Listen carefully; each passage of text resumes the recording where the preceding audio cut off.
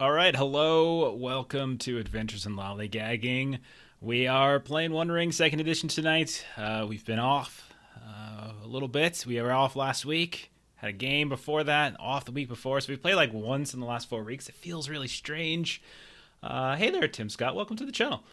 But we are yeah, we're continuing, and we ended on a hell of a cliffhanger, which I'm not Yes, we sure did. everyone fully remembered until we got into our Zoom chat ahead of time. Like, oh yeah, that's right. There's that thing. I've been obsessively worried about it this whole time.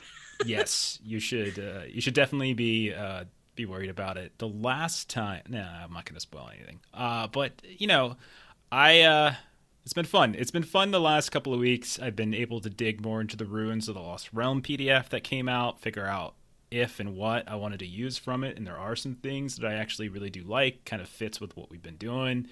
And then there's a couple of things I haven't planned because it adds a whole bunch of whole bunch of new landmarks that I can kind of pick and choose if I want to use them. Some story. So weaving it into our story. Obviously, our story is our story. We're doing it our way and everything. But there's a lot of cool content that's coming out in that PDF that I'm able to sort of take advantage of. So it's very, very fun. Hey, Roger, how's it going? Shall we? Hey, Eric. Welcome to the potty. Shall we do? Shall we introduce each other again? I feel like I don't know who anyone is here anymore. And by people, I mean you, not your characters. Let's go. Let's go by attractiveness of hair. So we'll start with Long. Long, you are first. All right. Tell us about your character. Yes, I'm playing Floyd, equally as attractive as his hair. He's a dwarf, 70. He's a youngin, treasure hunter. He's getting a little withdrawals from not finding a treasure recently. It's been a while. Start having the shakes. Yeah. Just But, picking yeah, he's- picking up shiny rocks on the ground just to get by. yeah. Right. And then he's just a stout and sturdy little man, Yeah. little dwarf man. Yeah. Here's an axe. Well dressed now, we've learned. Although some travel dirt and stuff on it, I'm sure. But well dressed, braided, I think, clothing. Had a nice little makeover during your last fellowship phase. So, okay, all right. And let's keep it going. Next, most attractive hair, we've got Ashley. Ashley, tell us about your character. Thanks. So I'm playing Gilly Kettlegrass. I am a Bree Hobbit. I tend to notice that a lot of people don't know what hobbits are, especially these folk that we've met. And I am more than willing to whip out my family tree that I have in the back of my journal and just talk to people about it. Like let's learn about hobbits. Ashley doesn't really know, but Jeff does, so we'll hold on that. And yeah, she's a scholar. She's very positive and true-hearted. And you know, yeah, that's Gilly. I can go through all the various variations of hobbits if you like. We I can know go. you could. I know. We could. I'm not going to, because I think everyone's eyes would glaze over if I started doing that. But I could, if you wanted to. I could also go over all the different dwarf families if you like. But nope, won't do that. Elves, I don't care for. So yeah, no, I'm just teasing. But that's the one cool thing, by the way, about the ruins of the Lost Realm. I'm not sure if I mentioned this, Steven, but they've added elves of Lorien now, so we have like Mirkwood elves and everything. Lots of Mirkwood Yeah, stuff. I knew they were coming. Yeah. I might have to retcon later. If you want to do that, we could do that. Oh. If that's your preference. No, I don't I know think you I were want to. talking about. Okay, all right, that's fine. And next we'll go to Melissa. Melissa, tell us about Auriniel. So Auriniel is our Ranger of the North champion. She is bold and swift and knows some stuff about undead. And yeah, she likes to climb up trees and get the bird's eye view of things that are going on and keep an eye on Erebon because he likes to wander off on his own. Mm-hmm. He's definitely filling the Derek role in the party, which is great. Yes. Yep. Yeah. Yeah. We have a running joke, Steven, on our Fits Friday our night game. dynamics. our friend Derek, who plays with us on Friday, and he did this in our Impossible Landscapes game for Delta Green, and then recently in Traveler. He just has a tendency to wander off all by himself, so it's perfect. It's like you fit that role so well, so that's what they need. And then finally, with the least most attractive hair, we've got Steven. Steven, tell us about Erebon. And of course, dogs start barking outside my window as soon as you ask me. Of course. Very unprofessional How of it you. goes. Erebon is a elf of Linden, child of Eru. Long, dark hair, kind of like Ashley's. I know you went in ascending order for best hair. I know that's what you were doing. That's why I'm the last here.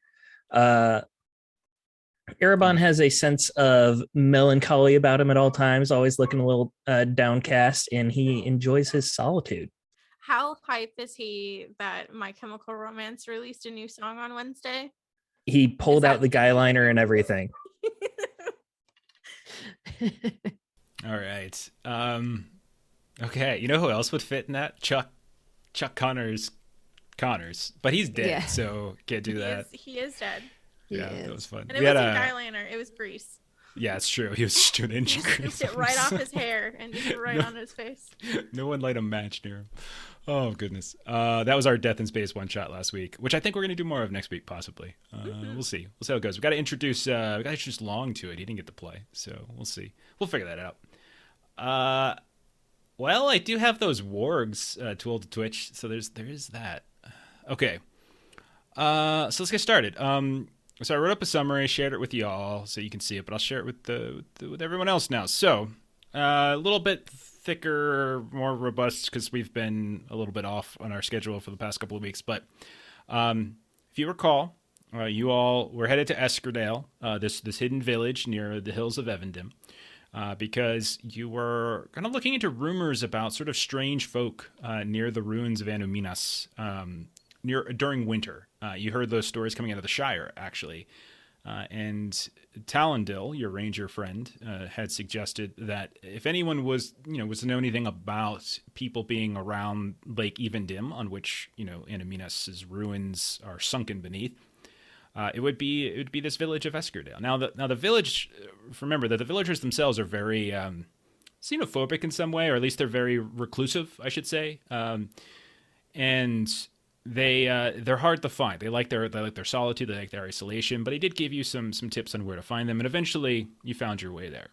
Now, the problem is that your first impression was a very tricky one, as an old crone named Corliss claimed that you all were harbingers of doom, and she just sort of said that she had foretold or foreseen the doom of Eskerdale specifically because in your arrival. Sort of spoke to that, and it would be within like a moon, so like a fortnight or something like that.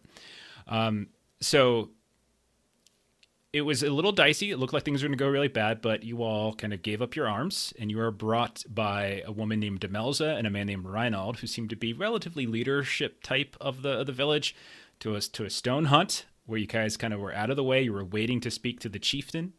I think it was Ariniel who was attacked along the way by a young man you learned later just hated rangers and blamed rangers for the disappearance of his sister. You learned that that there was a ranger community, apparently a group of rangers of like the Dunedain who had tried to settle just before winter the isles, the shadow islets in the middle of Lake Evendim. You got some information out of a couple guards that were supposed to watch you. There was Suko, if you recall, was the one that was like playing around with Floyd's axe. There was Errol, who was like soft spoken, trying to be very respectful towards Erebon's spear. You got some other stuff. So you heard that there were strange folk that were seen during the winter, and they did bear like the sort of the tattoos, the markings that Lottie's clans seemed to bear. Lottie being kind of the head of the clan that you've been following, the hill folks of Rudour, and that they sought specifically a guide in Eskerdale to help them like kind of traverse the waters and get to the ruins of Anuminas, because remember that during the winter months the water was the lowest, and that was the most likely time to be able to sort of ransack it. Eventually, you had a council with the chieftain Morven, who was, you could tell he was elderly man in poor health. He was like shivering despite this roaring fire and all these layers of furs and things like that.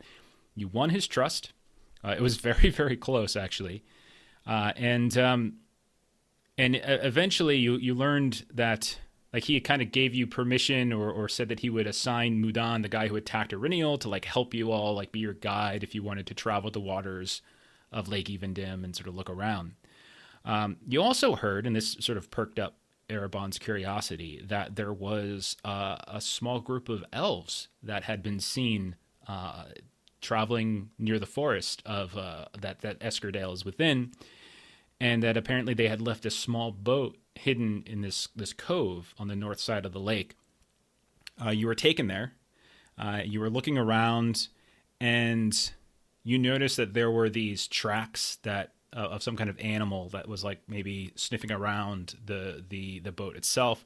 The boat does look to have probably been built by some of the shipwrights from the Grey Havens, which is kind of curious to find that here. While you were leaving, I think Eriniel climbed up into a very high tree, looked around out into the waters, and that's when a massive shadow erupted from below the lake waters and upended several of the fishing boats. This is like during the evening, during dusk. Several of the fishing boats that were coming in back to shore, filled with Eskerdalian villagers, and you saw this hideous creature that was like part fish, part almost like crustacean, something like that, and it dragged a bunch of them down. And that's where we ended, and that's also where we're going to pick up right there, unless you have questions. Is there something you forget, or if there's something important that I skipped or anything like that? Not off the top of my head, no. Okay. So, with that in mind, we'll say, Erebon, I think you were the last that was probably lingering back in the cove. I was trying to stay the night on the ship. Okay. I was going to stay the night on the Elven boat. So, yeah, I was still in the cove. That's a little loud. Is that loud for everybody? Feels loud to be. Okay, so you're still in the cove then. Everybody else will say is on the surface. Eriniel, you're the one who sees this horrible thing happening.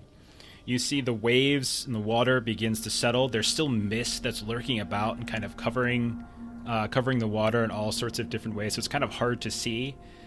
You can definitely tell that many boats have been destroyed. There was maybe a half a dozen small fishing boats of people kind of coming into the lake, and you remember that they carry them through the forest, so they don't leave any boats, like any evidence of boats on the shore. They take them back to the village that's about 100 to 300 yards away from shore, and you can see that there are still some people kind of thrashing about, and there's still some debris thrashing about. So Eriniel, I'm going to put it to you. What do you want to do? You're the only one who's seen this happen. Would it be fair to say that maybe Eriniel and the group have kind of come up with, like a distinctive sort of like whistle or something to kind of get each other's attention? I think that's fair. If needed. Sure, you've been traveling with each other for a while. Okay, so not that I'm going to do it, but let's just say Eriniel. The safe word is pineapple. Fruits are dangerous for our group, okay? Yes, no bananas, please.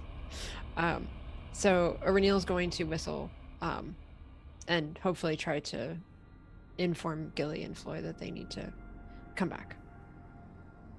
Okay. So Gilly, Floy, you hear like the Eriniel from up in the trees. You're there. And I believe Demelza, who's the woman who showed you the cove, also the daughter of the chieftain, she is here as well. So she's with Floy, she's with Gilly. Erebon's back in the cove by himself. What are we doing? If we catch that signal, I'll turn to Gilly, Demelza. Something's happening. You should get ready. We'll run to Eriniel's location. Okay, so you run. And when you look out, Floy, and I'll say Demelza follows you, that you look out over the sort of, remember, it's sort of a raised embankment here. It's not like a full-on cliff, but it's, a good, maybe 40 feet above the water. You can see out into the water itself. Mist is sort of moving about, making it hard to see everything, but you certainly see debris sloshing about. You see splashing of like a handful of folks. You see bodies that are just floating in the water. Something terrible has happened.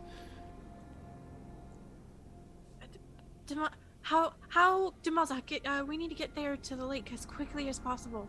and you see that she's already started like into it, like without even saying anything, has broken into a sprint. And you can see her kind of running along the edge of this embankment, kind of just skirting it down a bit, looking for some kind of easy way down.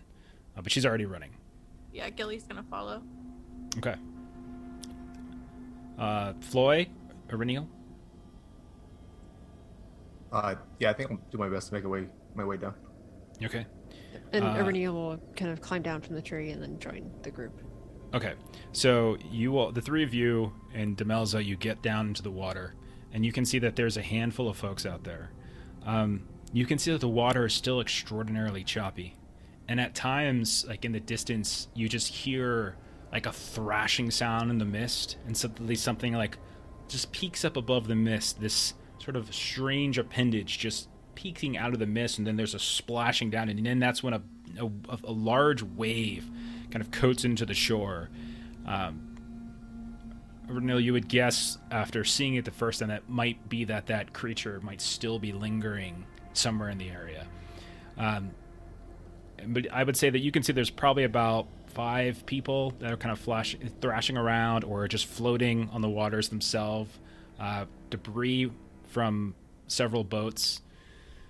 Some of it's washing up onto shore, some of it's not. If you're looking to save them, we're going to treat this like a skill endeavor. If it's misty, we don't like see the entire creature. You do not. Okay. No. Yeah, definitely want to try to save as many people as we can. Okay, so I'm going to leave this as open-ended, and this is more going to be like in terms of time limit, and we're going to treat it almost like a clock, in the sense of like the faster you go, the more you could potentially recover. But you're kind of timing these intervals of this eruption of the water here and there. Who wants to try to do something here? Remember that skill endeavors, you just tell me a skill, something you're trying to do to help contribute to this task. We go from there. Is there anybody on the beach? No, and those don't, and it's mostly just debris and stuff, and there's a few folks who managed to park, kind of bring their boats in just before this horrible thing happened. A couple of them are starting to run back as well. But the ones that are in danger are the ones that are in the water. Irene will just do athletics, just to try to quickly swim to kind of the closest person and drag him in. All right, go ahead and roll athletics, but roll it with a penalty equal to the protection rating of your armor. Okay, 1 second.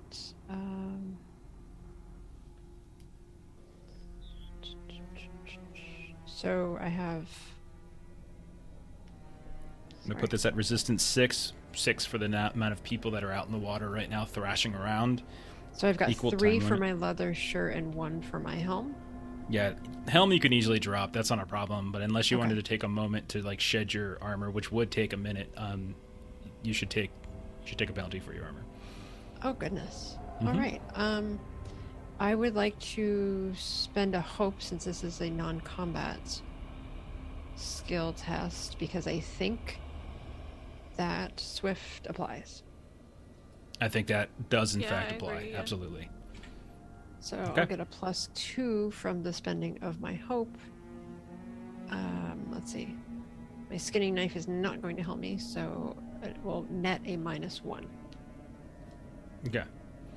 Go for it. No, yeah, net a -1. Okay. And where are we at with... I'll just roll. See what happens. Oh, no. Oh yeah, what are you talking about? You got a Gandalf. Yeah, Okay. Gandalf. For whatever reason, sometimes when I look at the dice, I swear I see a different result. Okay. So you watch as Iriniel just drops Argalip's helm on the shore of the beach, and it kind of cakes into the dirt a bit, and just runs full speed, kind of following Demelza too, who's sort of already kind of done the same thing.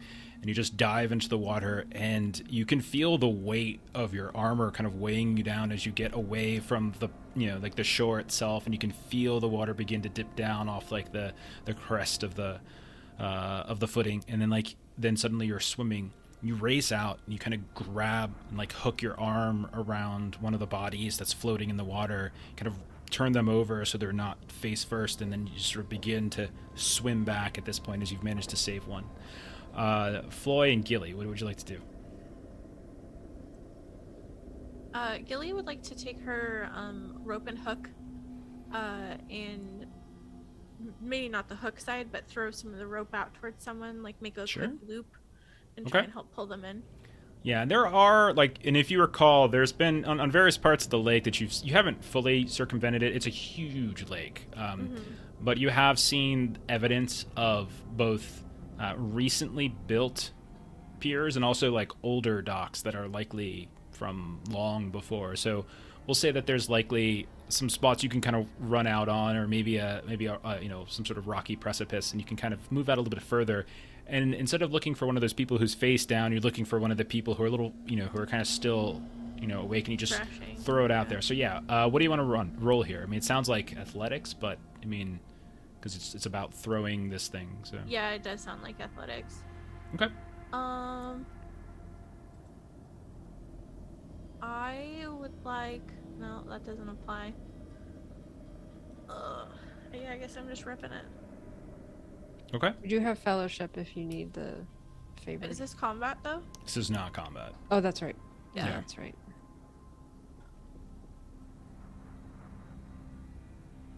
Oh, no. Failure. Oh. So you just keep trying to throw this rope. You kind of spin it around and hurl it, and you guys can never quite get the distance, and you're watching this person is struggling and struggling. You can see the water itself sort of getting extraordinarily choppy, waves kind of crisscrossing in these different directions, and it looks like they're struggling against this horrible pull, this sort of some kind of tide that's like ripping them free, or there's some sort of current, and every time they reach out to grab it, they're a good 5-10 feet short of it. And despite the flailing and them trying to get closer, they still seem to be sort of drifting away, kind of getting pulled down in the suction of this creature that it periodically pops up in the distance. Okay. Floy. I'm gonna grab onto the other end of Gilly's rope. Okay. Find an anchor, then I'll swim out, try to get somebody with it. Okay. You do have to take a penalty anytime you're swimming. Yeah. This is going to be true anytime we're in the water from here on out for the rest of this game. Protection, your protection rating on your armor will be the penalty die. Also, those amount die for protection. That's correct. Oh shit! I know. So do you drop your armor That's why I first? spent my hope to One of try those to counterbalance that a bit. bits of information I got to discover while reading through the Runes of the Lost Realm. I actually quite like it. How long does it take to remove armor? What kind of armor do you have? You have the mithril, correct? Yeah. Yeah, I would say if you take a moment to like strip down, I'll give you I'll say one penalty die because you're taking extra time. So we'll say one penalty die as opposed to like the full protection rating. So for this first action, because you're kind of doing it hastily and you're getting out there slow, so just take minus one die in the sort of for the time. Okay. Wouldn't mithril be easier to swim in though than like other forms of mail? Only if you were treating it as a issue pertaining to weight. Oh. Hey, it's a fail. How'd you do? You failed. Yeah, I failed.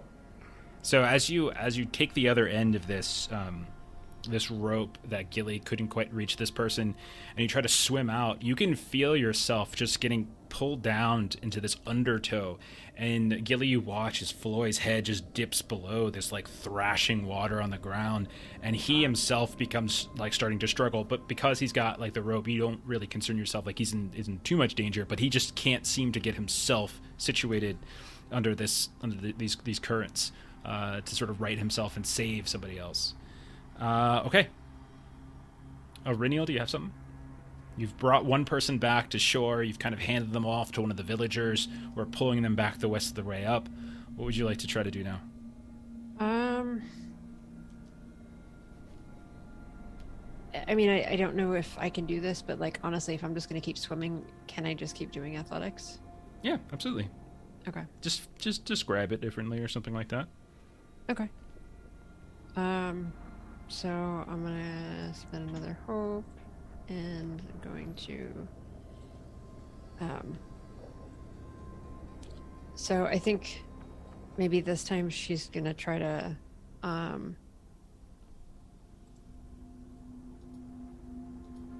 Maybe this time she's having to kind of move some bits of the boat out of her path while she's collecting someone for rescue. So Okay. maybe that's what's a little bit different this time. Okay. That's a All success. right. Because this is a favored roll, so that what's it called doesn't count. That ISR doesn't count for you. Mhm. So That is correct. while Floy and Gilly are struggling around this old eddy, you see Aurinial dive out into the water, grab someone, drag them in, dive back out, kind of push past through this debris of this fishing boat, kind of unhooks the netting throws it off to the side, and you swim back out. You hook your arm once more underneath a person who's thrashing around. You kind of swim with one hand, kicking back, maybe like, quiet, careful, and there you go. And you bring a second person back to shore, hand them off to another one of these villagers who are just kind of pulling them the rest of the way. It's like you're out in the water and you don't actually have to come all the way up to shore. You just get to the point where you can kind of put your feet down and hand them off. All right, so you've saved 2 people. There's still more out there. So Gilly and Floy, I'll give you both one more action, and then we'll resolve this endeavor. Is anybody really good at like scan or something maybe to help know where to go for the next person or something? Just throwing ideas out there. I have 2 in scan. Floyd, if you want to go first, I'll spend a hope to give you 2 dice. Oh, really? Yeah, you're my you're my fellowship focus. That seems Got helpful. there. So Yeah. I'll just try to find my grounding, get floating in this water. Yeah, and since like you've already donned your armor, I already gave you the penalty for the extra time it took on the previous round. You don't have that extra penalty this time. You have no armor on. There is this giant creature out here, and you've got this rope wrapped around your arm or your waist that you can feel kind of Gilly tug on every now and then to give you that security to know that you can be a little bit riskier with your endeavors. What do you want to roll here?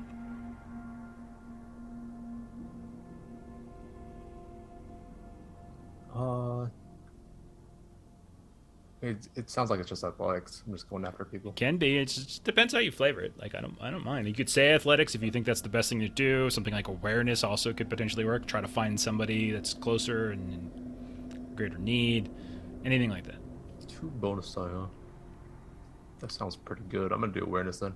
I'll just find Okay. the closest person. Yeah. That's nearby. Okay.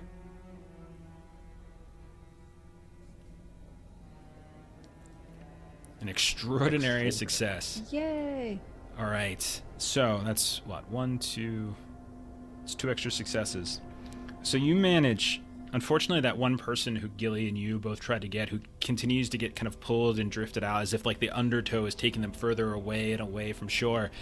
You kind of give up on reaching them as you see that there's a group of people that are kind of clinging to this piece of board coming from one of the boats. Someone has kind of been pushed up on top of it, and you can see they're bleeding from some terrible wound along their face. Somebody else is like trying to do like a doggy paddle push with it, and there's another person who's just sort of clinging to it as if they're exhausted, blood in the water. You're able to kind of go up and sort of help them wrap the rope around the board that they're kind of dragging people out, and those 3 people you just kind of help escort all at once, this grouping of people who have come together back to shore. Gilly, all that's really left is that one person who seems to getting further and further sucked out to the point where you're like the mist is wafting in front of you to the point where you're barely able to see them. You can kind of hear their screams for help. But it's getting harder and harder to see. You got 1 shot to try to get them. God, I don't know. No pressure. What are you guys thinking? I'm It's making up guys to back. you. I got this. Are you decent at like craft or anything like that? Like, I'm Yeah, build them a boat. awareness.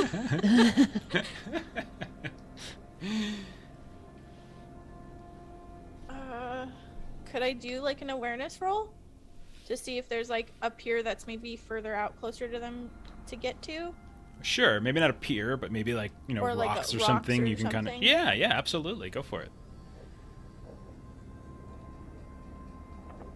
As you're kind of quickly looking about, there's rocks all over the shore. You're trying to navigate to this spot, and you're able to like hop from one. And maybe it's your fleet of footness, the hobbit nature, like the Hobbit larger skill, feet. yeah. Yeah, whatever it might be that's allowing you to kind of hop from one, kind of do a small little paddle, and you once more you kind of pull back in the rope now that Floyd has pushed that one group to shore, and you do one last long throw, and you almost blind throw it because you Yeah. can't really see the person anymore, and you're thinking nothing. It's like almost like you're fishing, you're waiting and waiting, and then suddenly there's a tug on the rope, and you realize you have something. You just start pulling in, and you almost get pulled off the rope here and there. Maybe you wrap the rope around the rock itself because like whoever's pulling is stronger than you. It's fighting, yeah.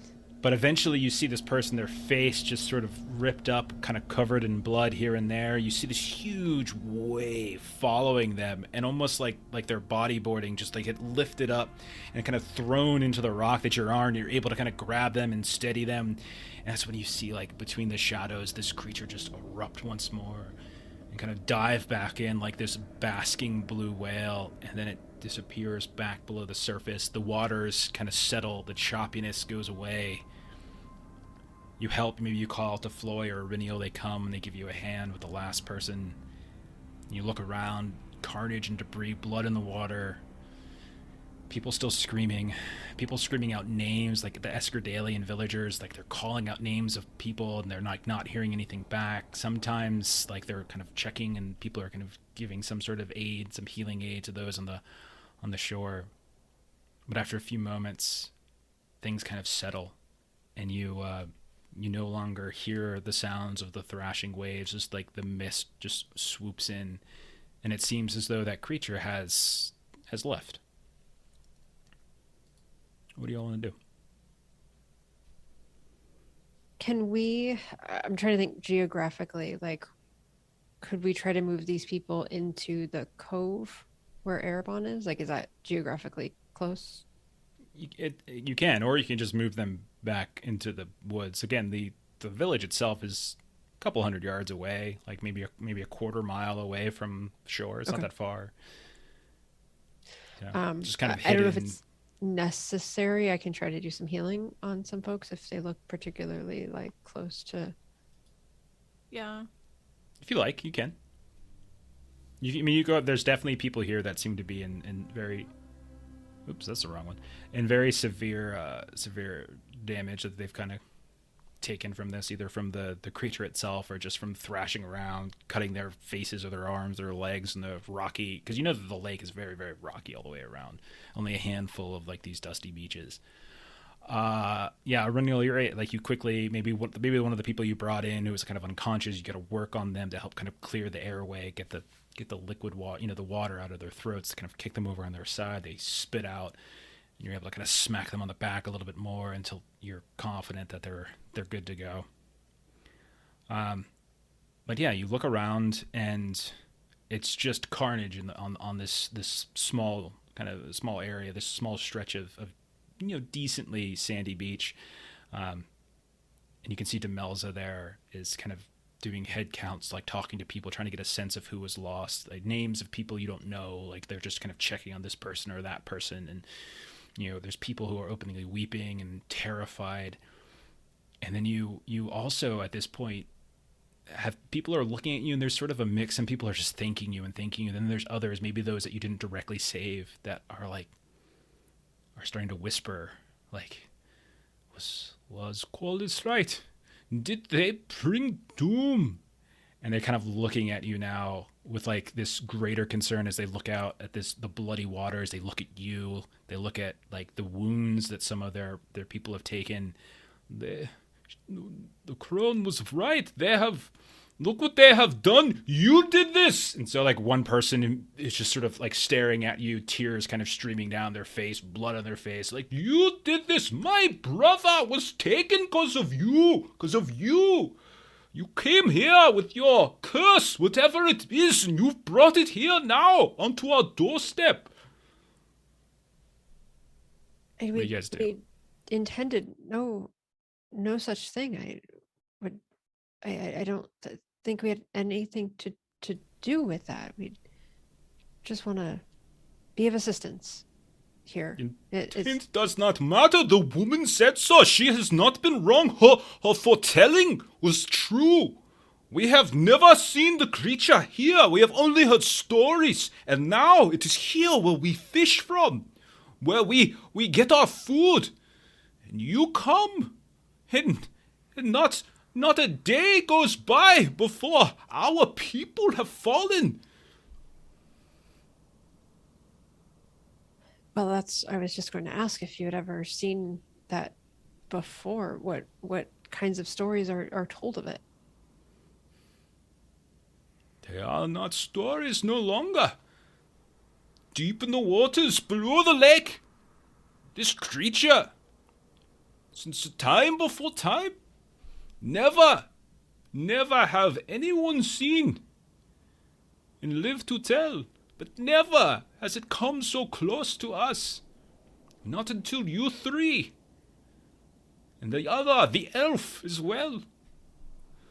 Morven will hear of this. A sacrifice must be made. Atonement must be paid for those that we lost.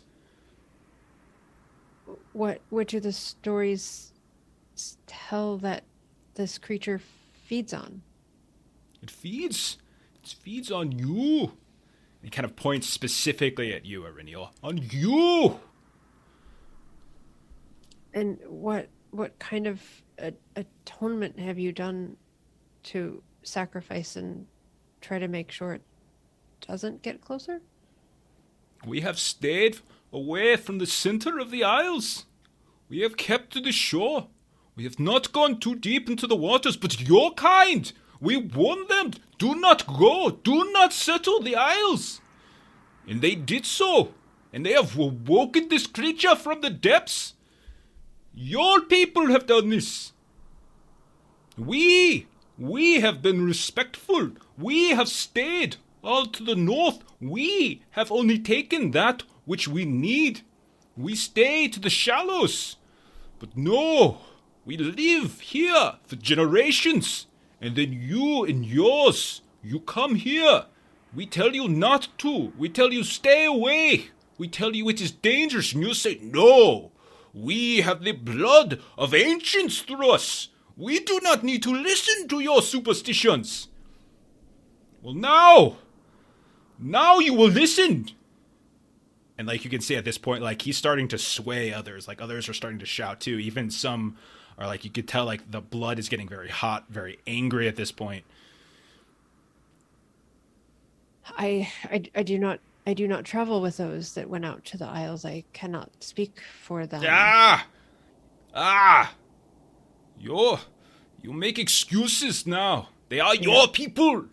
We do not share a mind. I do not speak for all rangers, Billy just interrupts. as you do not speak for everyone here. Aurenial. And she'll just kind of like put her hand on your shoulder. I understand that this is terrifying, but you have friends. They need to get taken to town and get healed. We need to hurry. And they're doing that. Like all that's happening. Like he's just like, this is one of the guys who's like, you can see he's holding onto his arm. Like one of his arms is just like, and the other one he's like pointing like accusatorily at you all. You can see Demelza has like kind of got people on one shoulder, on the other. She's just kind of helping them there. There's a steady stream, and you can see more villagers are kind of coming out of the tree works and the tree line now and kind of getting others. Like that's kind of underway. Yeah. So with Gilly sort of interrupting kind of the flow of the conversation, Aurenial will just sort of look at Gilly and just sort of take a deep breath and see that they seem to have things under control and just kind of walk off toward the cove, because Erebon didn't respond in any way, didn't come to help or assist or anything. So Aurenial will sort of like exit the discussion. Before you leave, Gilly will like whisper to you, they're too scared, too angry right now. They can't see reason. That's fine. I'll see what our elf friend is up to. Yes, flee now. But it is too late. You have already put this curse upon us, and now you leave like a coward. He just kind of keeps shouting, and people are trying to quiet him down, but he just won't go. He just won't stop. And eventually, like, people kind of pull him away, kind of drag him off. Meanwhile, in the cove, what have you been doing, Erebon, this whole time? Yeah, I would have people found have been dying. a nice soft bench, and I would have curled my cloak up into a nice little pillow, and I would have lied down and just it's been pulled up out of the water mostly, right? So it's not really rocking in the water anymore. No, it's a very light ship, and it's a very small ship. It's something that likely they would be able to pick up and move across the ground. It's more likely, so it's like what they've probably done here. They've taken it out of the water. In a weird way, I would just be trying to attune with this ship, just trying to get a feel for the spirit of it and the spirit of the makers. I would meditate and reflect on the hands that crafted it and the intent that they had with each stroke, where they chiseled off a little bit more wood, where they flattened it out, where they molded it. Mm-hmm. I would just be focusing on the craftsmanship. Okay. Yeah, none of this requires any kind of roll. It's just you kind of in this extensive meditative moment here of sort of tapping back into it. Also, I imagine I would hear people yelling like in screaming and dying, and I would have just taken a nap. At a certain point, you probably hear like some screams, but it's very, very muted down here. This is very hidden. Eventually, Aurinial will show. Gilly, Floyd, did you go with Aurinial, or did you help the others bring back villagers? I'm helping others. Okay. Floyd, you're heading Gilly back. would have helped. Okay. So Floyd and Gilly are helping others, and here and there, the guy continues to shout the malcontent, the one who blames you. So we'll start with Aurinial. Aurinial, you make it to the cove. You see Erebon. He's there. He's kind of not really doing anything. Putzing is a good word for it. He's putzing around. What do you do? What do you do here? So Aurinial is just gonna, kind of bring him up to speed.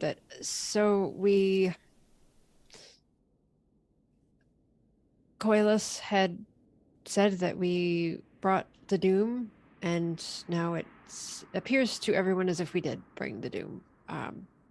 Then I'll kind of relay everything that was going on with the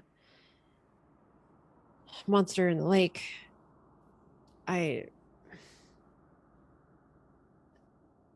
While obviously us coming couldn't possibly have been the cause of this monster has been foretold to have been here for a very long time. But the point was made that perhaps the rangers going out to the isles in the center of the lake might have actually driven it into a dangerous area. Do we think we might have a way to get to the isles safely? Would I be able to do a lore check to know anything about like fish monsters in this lake? Would I have ever heard rumors of that? Like, if it's big, I assume it would have been around for some time. You've traveled the land a lot. Have you spent any time around Lake Evendim? A good amount. I would have spent more time in the fields to the east of it, but in this general area. The fields of slaughter. Go ahead. You can say and no. roll. I won't be offended. No, go ahead and roll. I would say go ahead and roll a lore test. Yeah. Hey, murder hobos and chocobros. Okay. That's a success. Just a regular success. I would say you might have heard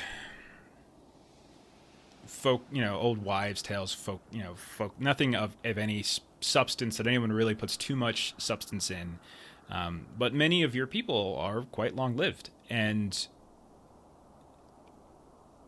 you probably have heard stories of how the people of Arnor had, when Anuminus was at its height, had settled the area. And not just the city, not just the city on the southern edge of the lake, but also that there were many that settled around it and on the isles. And at some point, even those who settled the Isles, people just stopped hearing from them. And maybe that's where this sort of rumor of a monster or something like that in the waters might have stemmed. Whether there's any truth to it, I would say probably most of your kind don't necessarily have any real reason to believe its veracity. But at the same time, you're also wise enough to realize that there are old things in this world. So, in the waters of Lake Evendim, of the Nuyal, run very, very deep. So that's the extent of what you would have heard. Reniel, it was very brave of you to try and save those you could. I hope you do not take to heart that we have brought this down. I don't believe that. I mean, clearly it was here before we were, but I do wonder if there might be anything that we could do to see how my fellow ranger folk fare. Because if this creature has become more active, they may be stranded on the Isles, perhaps. They could be in danger themselves, even more so than the folks of Eskerdale are. For a long time, there have been not quite stories, but rather lack of stories of those who have gone to the Isles, and their tales were never told again. Your fellow rangers may already be forgotten.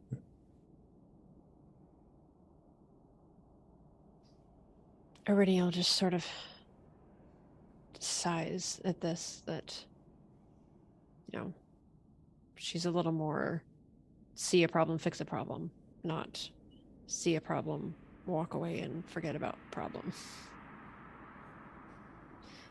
So, well, I don't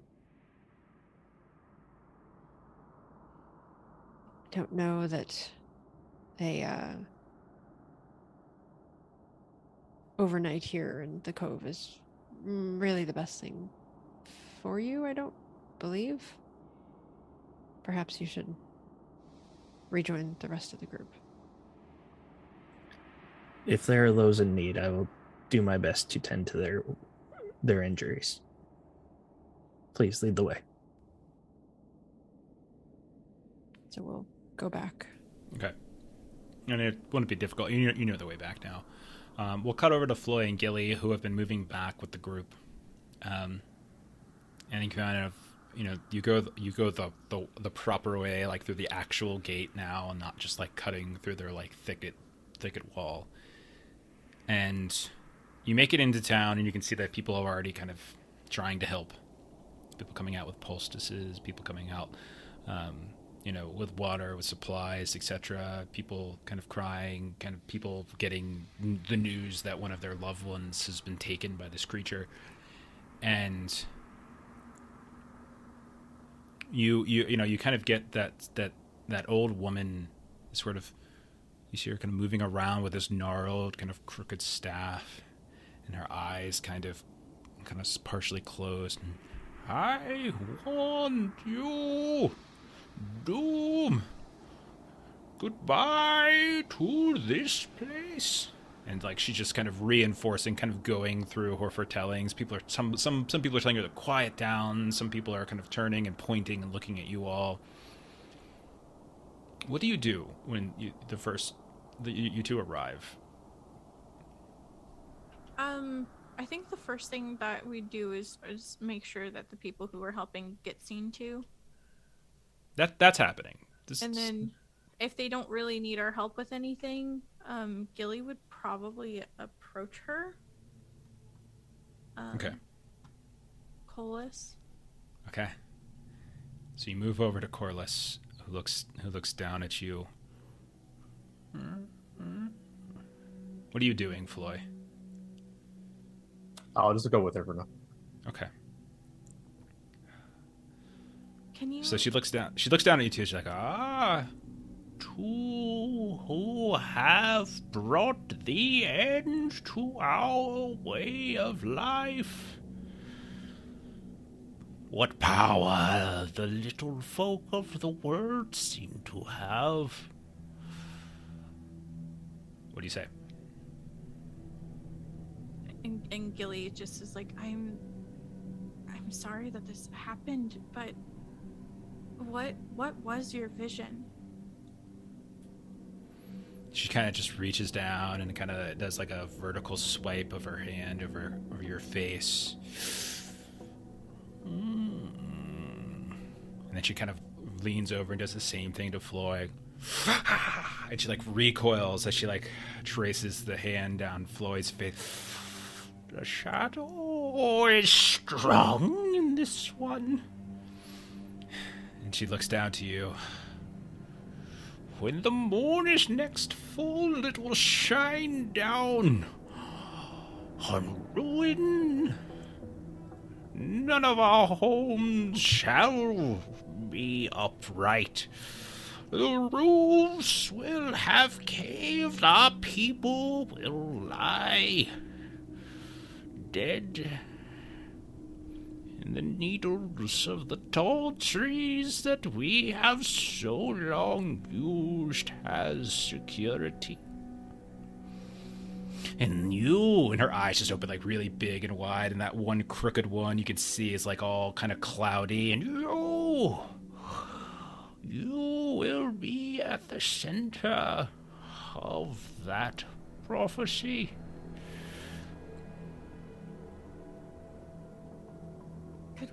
Can we evacuate? Yes, we could.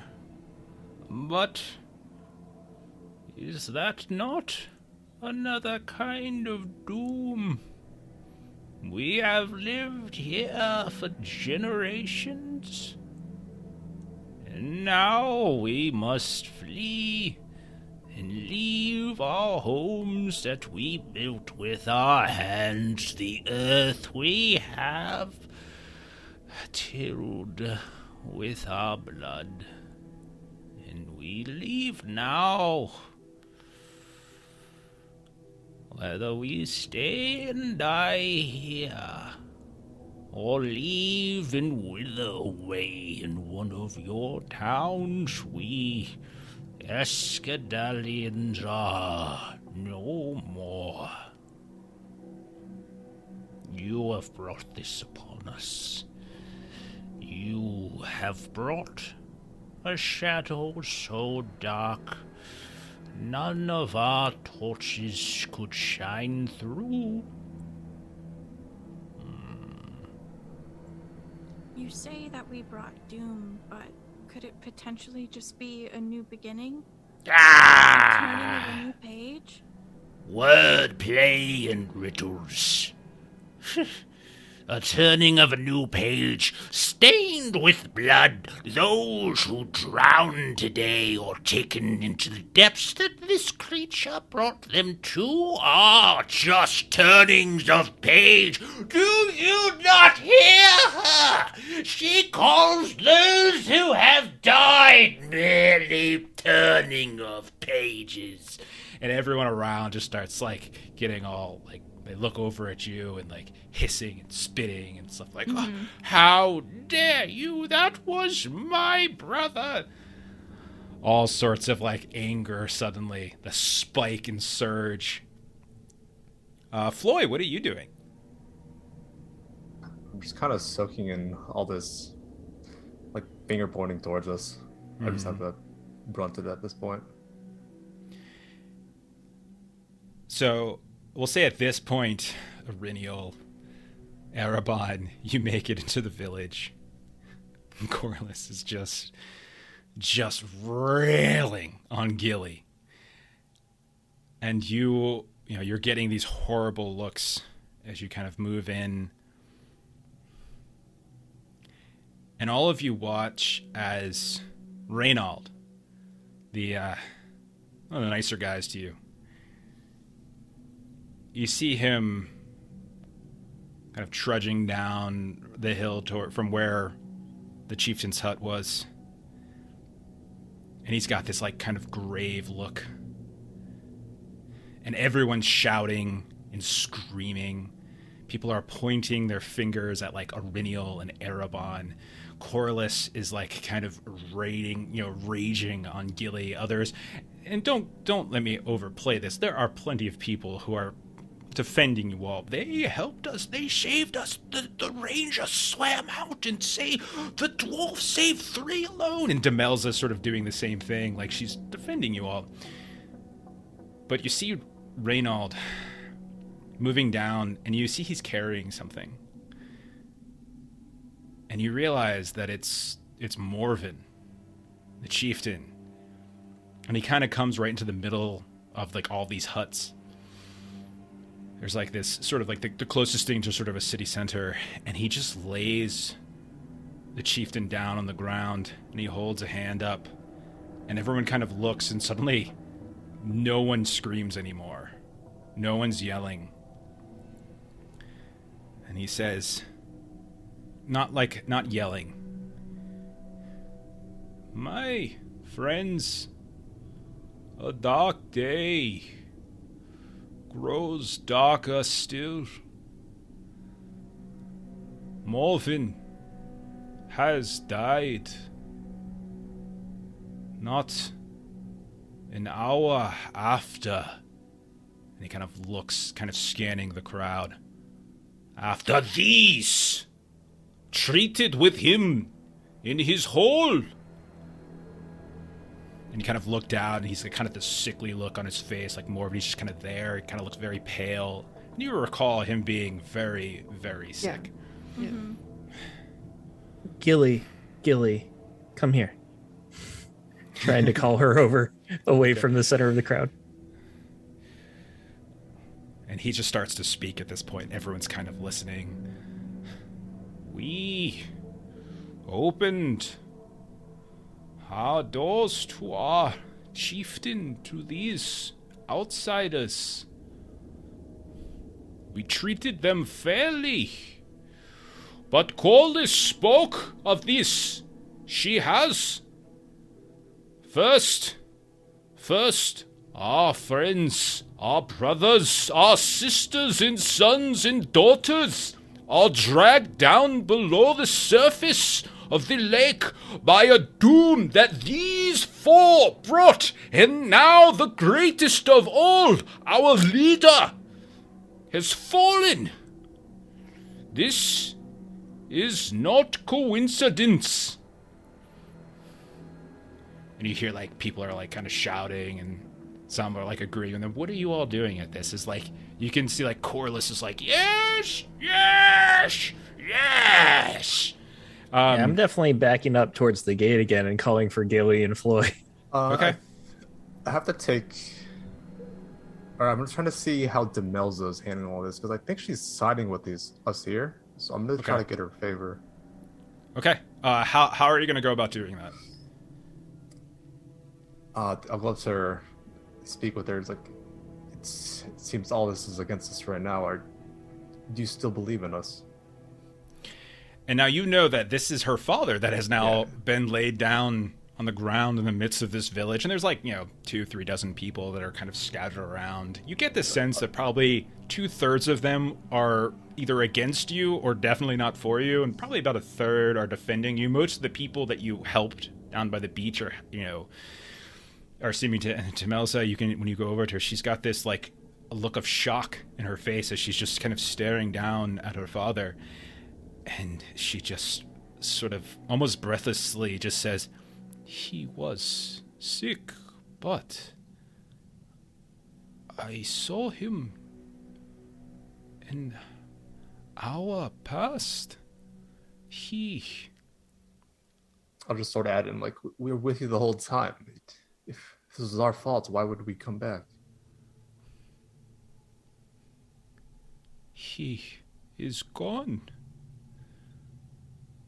And she kind of looks over towards you, and, like, you could see that she's got this, like, bewilderment in her eyes.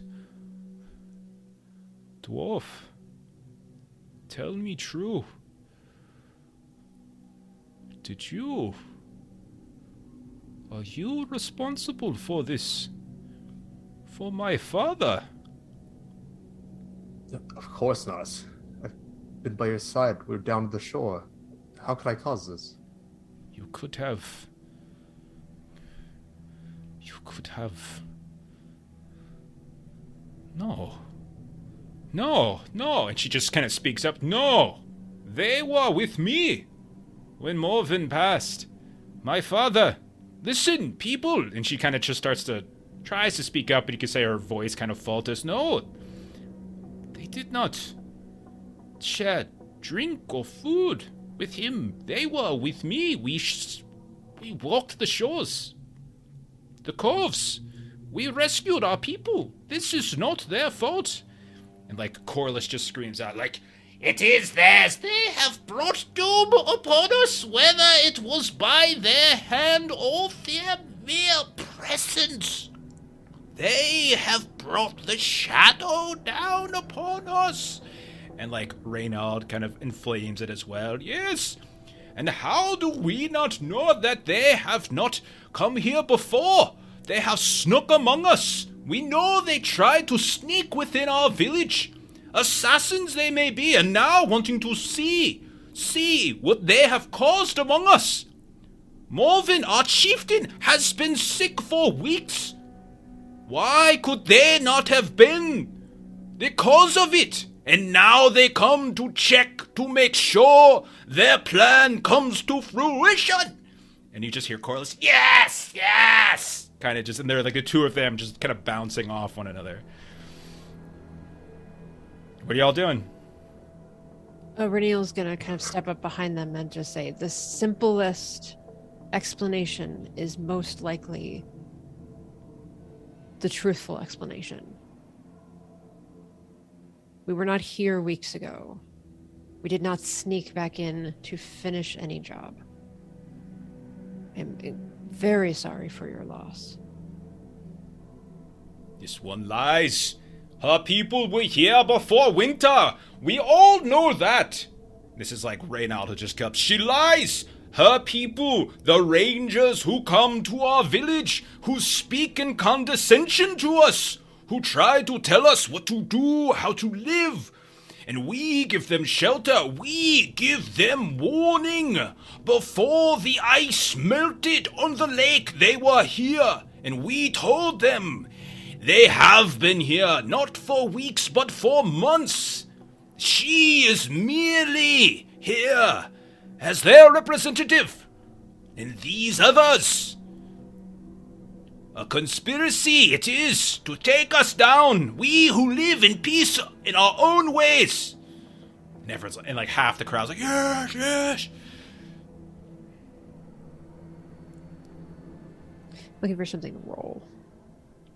If you like to. I'm just kind of not butter up, but like just get Demelza to try to take leadership here. Like, And you could tell she's trying. She's just like, no, my friends, they saved us. She swam into the waters. Why, that creature was threatening and no hesitation. She swam. The dwarf nearly drowned himself. Even the young one here helped. Went further out into the mist on the slippery rocks to help you, Ingrid. Kind of points down to the person you saved, Gilly. Helped Ingrid. If not for this one, Ingrid would be swallowed by the water. And now you would turn on them. Now you would forsake our new friends. Those who have saved. And it's just like, and they're all swirling around you.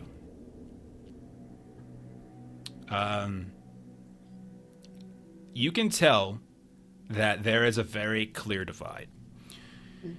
Not to the point, and like there are people who are calling for violence to be done to you, for you to be taken into custody. Reinhold is like chief amongst these, saying that take their weapons, we should put them, hold trial we shall. And I was like, no, that is not our way. This is not the way my father would want. Your father is dead because of them. What would you like to do? I just want to keep watching you enact an God entire dang village it. bickering This happened for the another other hour. night, man.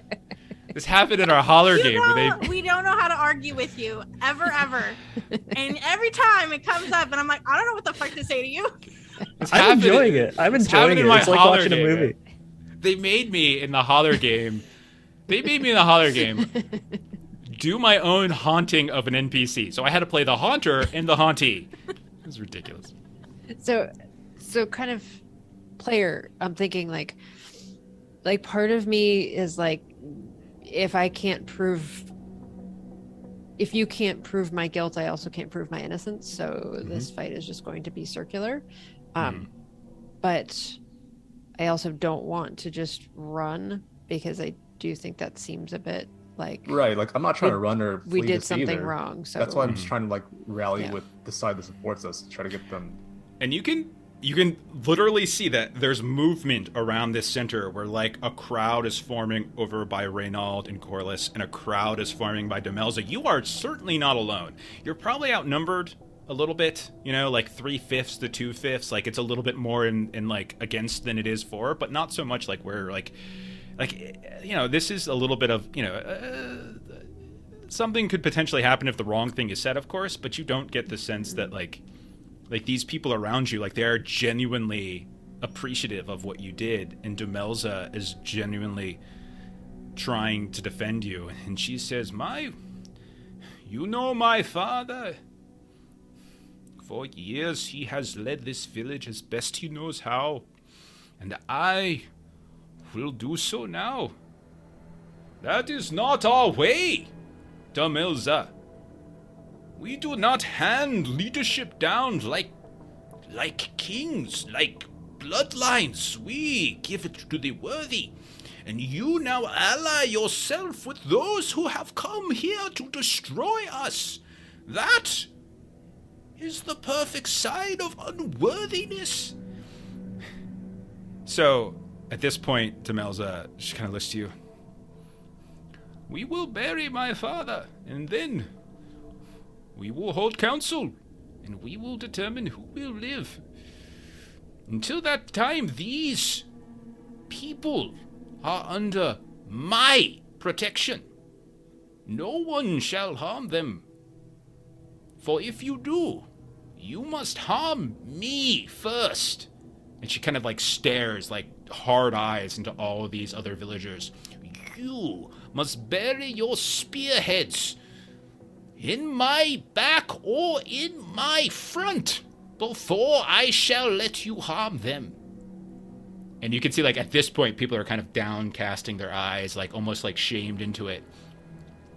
You get the sense that Reynald is not kind of happy with this.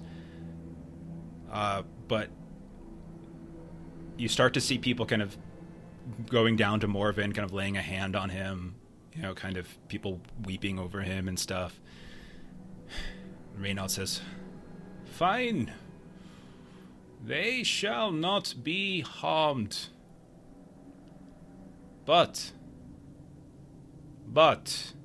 if more of our people suffer because of their presence,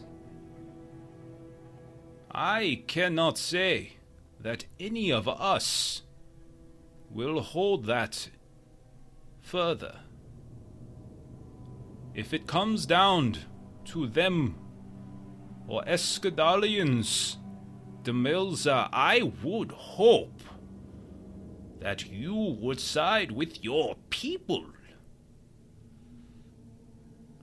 But yes, we shall mourn for your father. But once that grieving is over and council selects our next chieftain, then we shall revisit the fate of these 4 outsiders who have brought such darkness upon us. And with that, you can see that, like, things are kind of quieting at this point. People kind of start going back to helping each other because there's still a lot of injured. Demelza turns to you, and she says, He might say that you are safe, but there are more here who seem to follow the foretellings of Corlys. I worry about your safety, my friends. We've been in hostile environments before. We can handle ourselves. I must thank you for your protection. I also wonder, and I don't tend to spend much time in any area that has politics of any type associated with it, but I do wonder if we are the easy scapegoats for anything else that might have been going on here. There's mention of him being ill for a few weeks, and he definitely did not look well when we were here. Is there any possibility that there could be other forces at play here, and we happen to walk into the perfect opportunity to blame the outsiders? He grew sick with pox as winter was setting upon us. He is an old man. Used to be our strongest, but age has withered him, and even more so in the past season. It is no sickness that has run through our village. No others have taken ill in the way that he has, both cold and ever so warm. He would not eat much towards the end. Since before winter, he has lost many stone. He is but a... And kind of she looks down at him, and he's like, as you see now, the furs kind of like are kind of, you know, he's very, very slender. He is wasted. But I will tell you, they are not wrong. His sickness and the arrival of your people, they do happen in close succession. Whether one caused the other, I don't know. And he is right that Corlys has many times foretold dangers. These are marks against you, my friends. And although we here, and you can see there's others that are kind of nearby and kind of nodding, you even notice actually that the kid that attacked Iriniel is sort of amongst this group, Udan.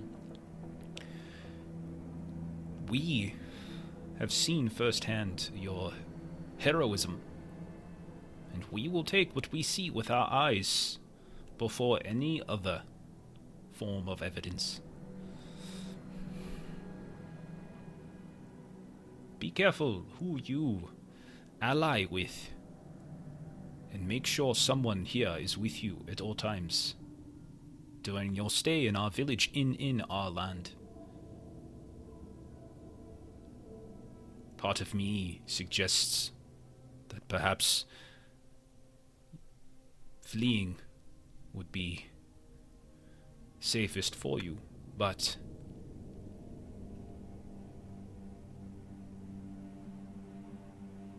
I believe that would just confirm Reynald's and Corlys's view of things. But it is not your responsibility to ensure our village's politics, as you said, carries on smoothly. You have your own tasks that you came here for. We will not stand in the way of you completing them. But I cannot ensure your safety. Regardless of whether we have been rightfully or wrongfully blamed, we believe we have been wrongfully blamed, it does not matter. Our mere presence here is antagonistic, and it puts Demelza's stature and safety at risk. It would be irresponsible of us to stay.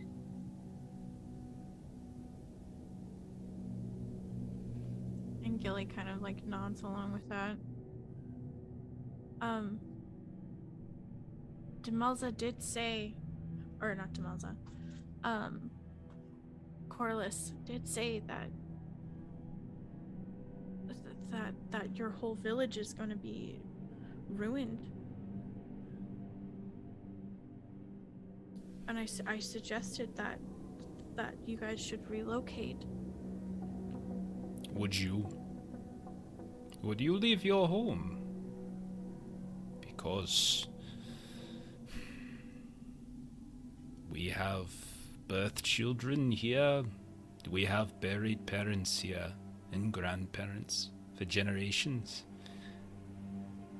Would you so easily leave your home? It is very easy for you to say this, that who is not facing this. I fear your elvish friend here has wisdom in his words. While I do not blame you for the ills that have befallen us, your presence here complicates things.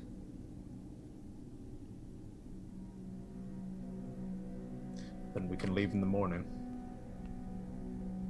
Well, what time is it now, actually? It's Is late. it- It's nighttime. Nighttime. Slinking off in the night is not my way. We did nothing wrong. I mean, we could go sleep in the cove. Not that Ireneal couldn't be convinced, she's just saying. You can see that Demelza kind of considers this. Yes, that might be for the best. Mudan here can help you, should you wish to continue your search. While he is young, you see he kind of gets up, and you can tell that he's kind of taken a hit to the face as well. You're not sure where exactly it came from. Maybe, from punishment, maybe from helping, who knows. But you see he kind of steps up to you and kind of has this look of like determination. He's like 16 years old, he's like a young dude. Yeah. He's the one who was guarding us when we were waiting, right? No, No, he he's was the a one who dude punched who lunged at Aurelial. Aurelial. Yeah. Oh, yeah, he's and the then- one whose great. sister. Yeah, went just the one missing. we Yeah. want traveling with us. But he came in and apologized to you, like more verbatim. Right. come in I and remember now. apologized. Yeah. He seems And okay. so she says, like, he is young, but he knows the waters almost as well as his sister. If you wish to search further for whatever quarry you are after, he could aid you. I must stay here. If my presence is not here, I fear how many minds Reynald and Corliss could sway. If they were to try something, it would be tonight. Perhaps we should sleep outside the village. Your young friend here, she nods down to Gilly, because they're still kind of like young friend, like a kid, like hobbit kid. Her suggestion of the cove is a reasonable one. Can you slip us out?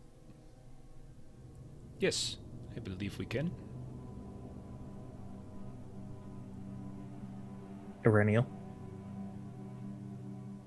That is fine. I Okay. support you, and I hope that cooler heads can prevail and reason can be seen. For what it's worth, I think you'll be a fantastic leader. Let us just hope there is a village left for me to lead. And with that, she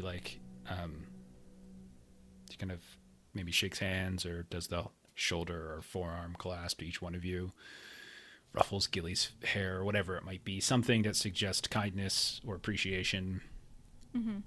And then she departs, and some of the others as well, as she starts to move up the hill, kind of following on the footsteps of like Reynald and Corliss's group. And then others like Mudan and a few others like linger past and And we'll say that they concoct some kind of scheme or plan to sneak you out, which involves like getting you into a hut and having some of the watchers that are up in the treetop platforms that they use as sort of lookout stations kind of on their side. And so with enough people on your side, you're able to sneak out. They don't do it immediately, so you linger in the village for a little while, maybe even like you kind of eat some food and whatnot. But if there's anything you wanted to try to do in the village, you're welcome to do that now, or we can just sort of fast forward to you all kind of leaving and getting to the cove. It's up to you. I'm okay with the leaving. Yeah, I don't think there's much else that I would do. Okay. And so yeah, with their help, you don't have to worry about any kind of rolls getting out of here. But we'll say the four of you, and I'll say Mudan goes with you. Very quiet, doesn't really say much the whole time. But he'll like point here and there, kind of in the darkness. It's a lot harder for you all to backtrack your way to the cove. But he is able to help and kind of just points here and there. And you can even see at one point, without even asking, he just kind of steps in front of you all to lead in the direction, this kid. And he kind of takes you back down to the cove where the elvish boat is. You can see the water is a little higher, but not to the point where it's going to be any danger. There's still plenty of dry land for you to kind of make a camp on. Is anyone doing anything tonight?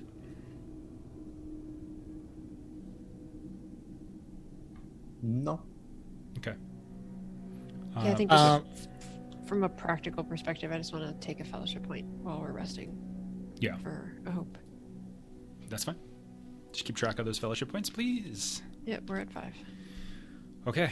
I think Erebon would try to have a powwow with just the group here, and he would ask them, has our goal changed? Are we still looking for hillfolk, or have we changed to look for Erennial's people? I mean, there's potential people in danger. I don't think our goal has changed. We still need to try and keep those items from the hillfolk, but we're already behind. So trying to save people, I'd say, is priority. There are also, and she'll gesture at Erebon, there are also your people that are somewhere around the lake. Possibly, which may be the less dangerous group to attempt to locate. We have no reason to make contact with them, though. I worry about if we go out on the water to get to those islands, if we really will bring doom upon them, if we anger that creature more. Might be too late for that. It's already here. But the hillfolk could be just as threatening to this village as that creature. Erennial, how strongly do you feel about finding your people?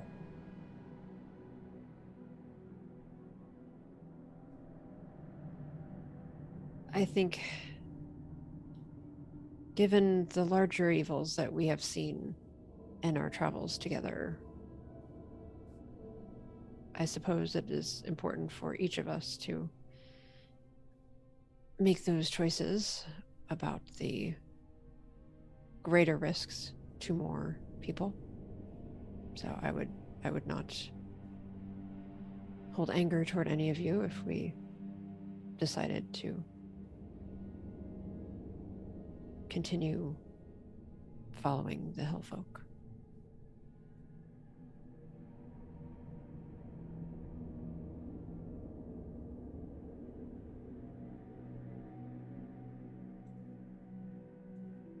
Was That's there any all. reason to go to the Isles?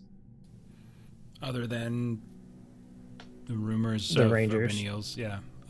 So basically, a couple things. The last time that the rumors of like these hillfolk were specifically around the ruins of Anuminas, which if you look at the map, on the southern side of the lake, but they're actually underneath the water. So about 50 years ago was the Fellwinter, and the Fellwinter basically lifted the water level of the lake significantly to the point where almost all of Anominas was submerged, with the exception of like the western tower and like kind of a little bit here and there.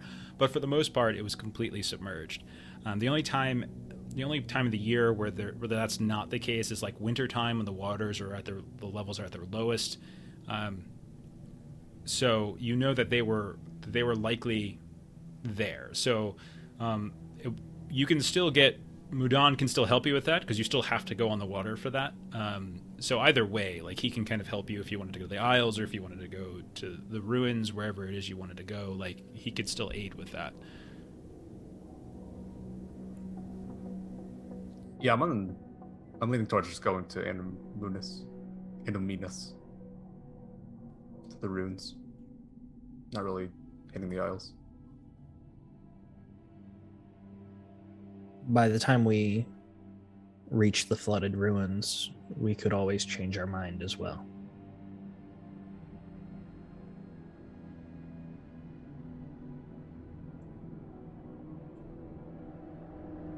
Is it settled?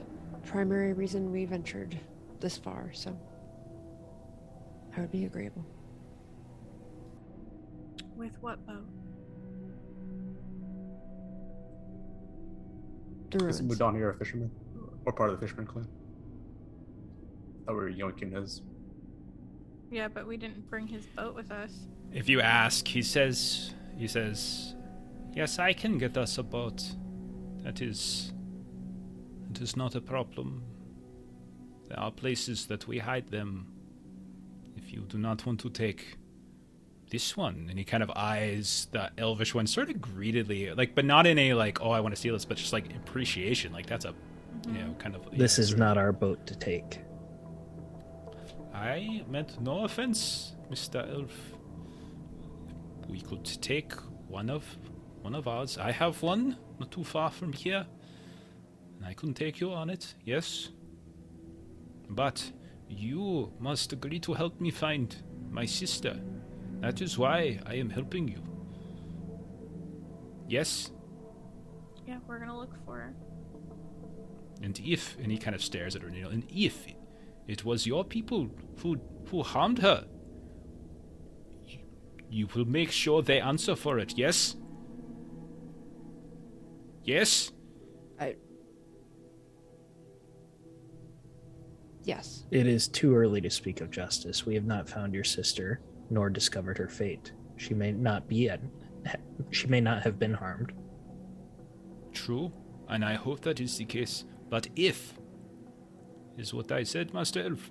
If. There are many ifs. We do not need to ponder them all. Irenia will, step on Erebon's foot and just look back at him and say, yes. If your sister was led astray and hurt by these people, we will be sure to bring whatever justice we can. My toe. You see. They are very offensive. She attacks you even now. Yes. Okay, so you all rest. So you can go ahead and take a long rest if you want to, if any of you need to. We'll say morning comes, and you are able to, I'm sure you have some food, or you can grab some fish from the edge of the water here and there. There are ample mushrooms here and about, but eventually, you can go and you can grab a boat with Mudan, and he says we should get going early. And so it is very early, like sun barely coming up, very, very misty, almost impossible to see. Like you guys are looking around, like even you, Erebon, and even you, Gilly, keen-eyed, struggling here and there. But Mudan seems to have like great comfort. And he says to you all, like if he sees you straining, he's just like, it is not just your eyes that you use to navigate the waters. You must use your ears, you must use your nose, and you must use intuition.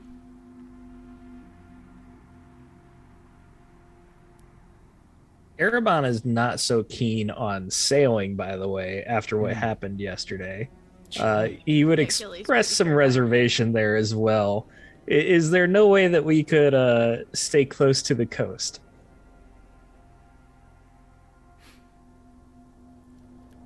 He says, "We could, but closest to the shore is perhaps even more dangerous, for there are many rocks, many islets that we might tear the boat bottom on.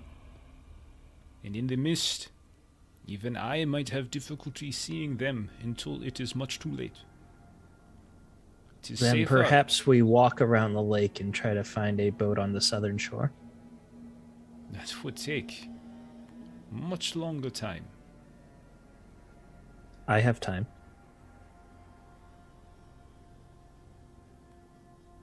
Yeah, I but think. Go ahead, Fly. now's not the time to be scared of a little sea monster. We're in a lake, for God's sakes.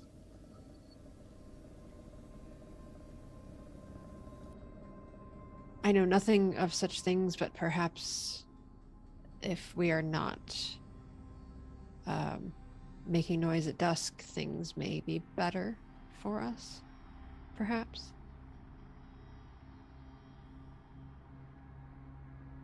Very well. No group singing. I think we can agree to that.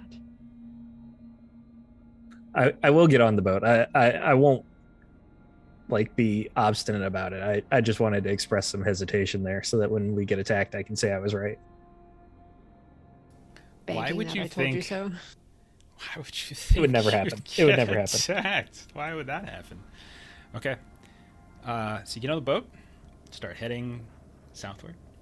I mean, maybe those 300 bits that got thrown for Jeff a little bit ago could be a reason why we might. Oh, you mean the ones that Oof. were from Farker Dev specifically for the GM? Yes, Those? those bits. Those Yes, bits. those that Could I haven't be. spent Yes. tapped into yet. Yes, exactly. Okay. Alright, Yeah, maybe. Mhm. But Chuck Thanks did for just throw reminding him about, you all a about little those. bit too. Surprisingly, Chuck just helped out the players, which is very strange because normally he doesn't do that. And It's because Chuck loves me. I mean, that makes sense. You are very lovable. I mean, look at him. Look at him. He's the best. Chuck knows Okay. we have reasons to be afraid. You all get on the boat and you start heading southward. Very small sail eventually. Like, it's rowing for a bit, like until you get kind of away from the shore itself.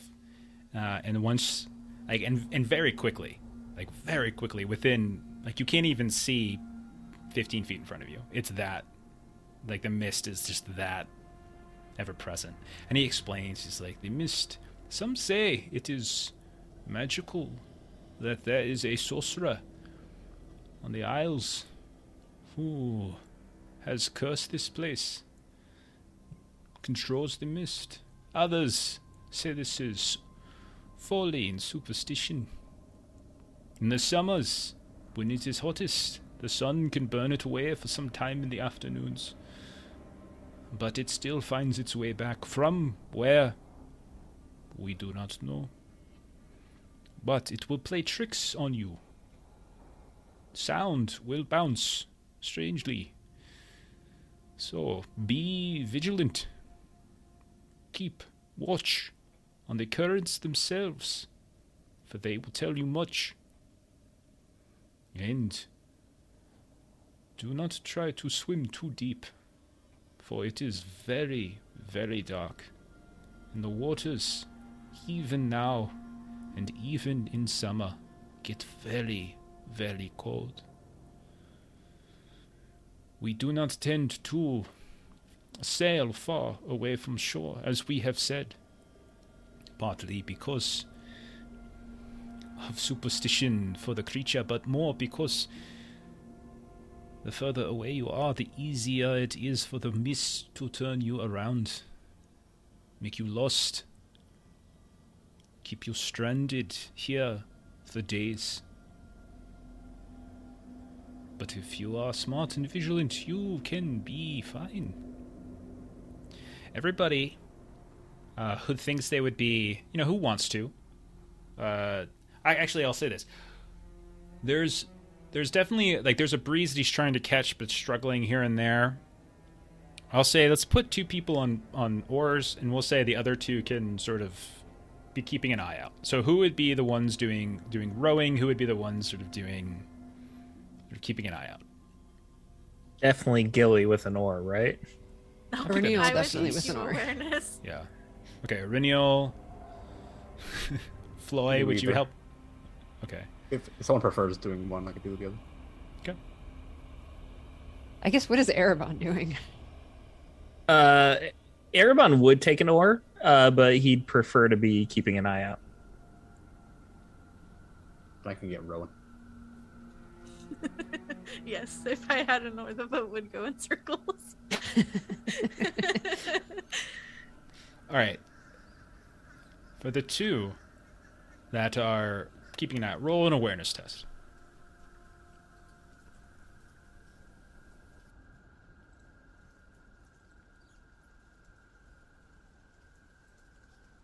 Thank.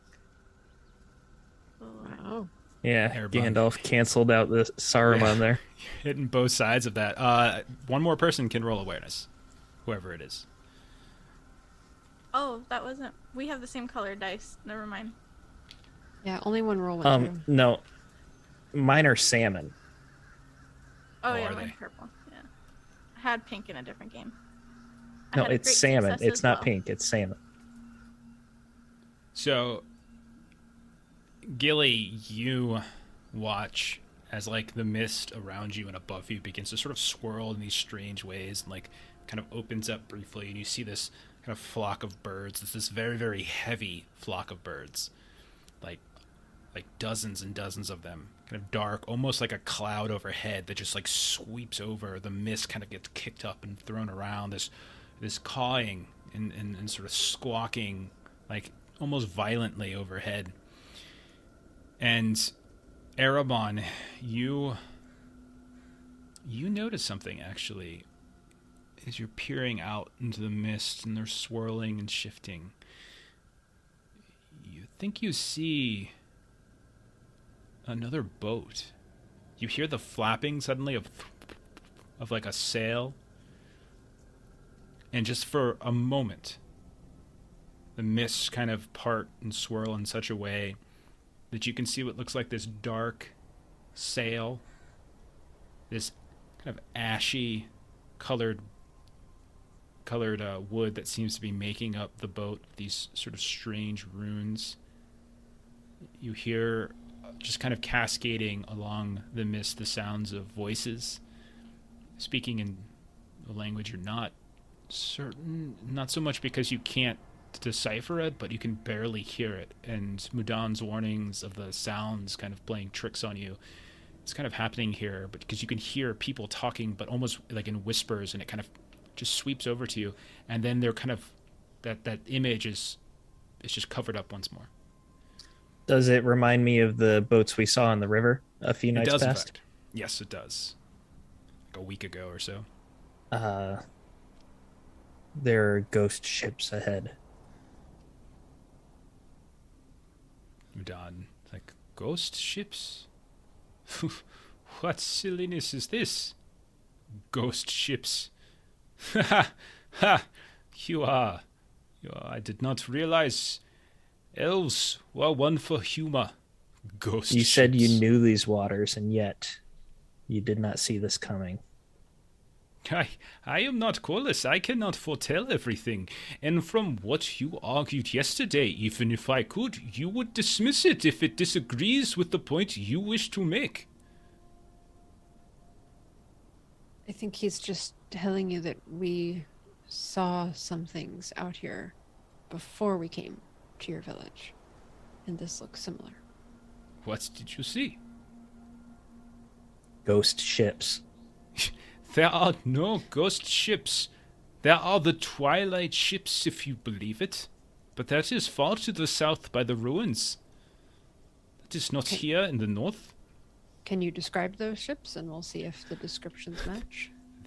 If the rumors are true, if you climb atop the western tower at the right time of day, You can see the twilight ships going into port where the ruins of Anuminus, this old city of men, of your people, I presume.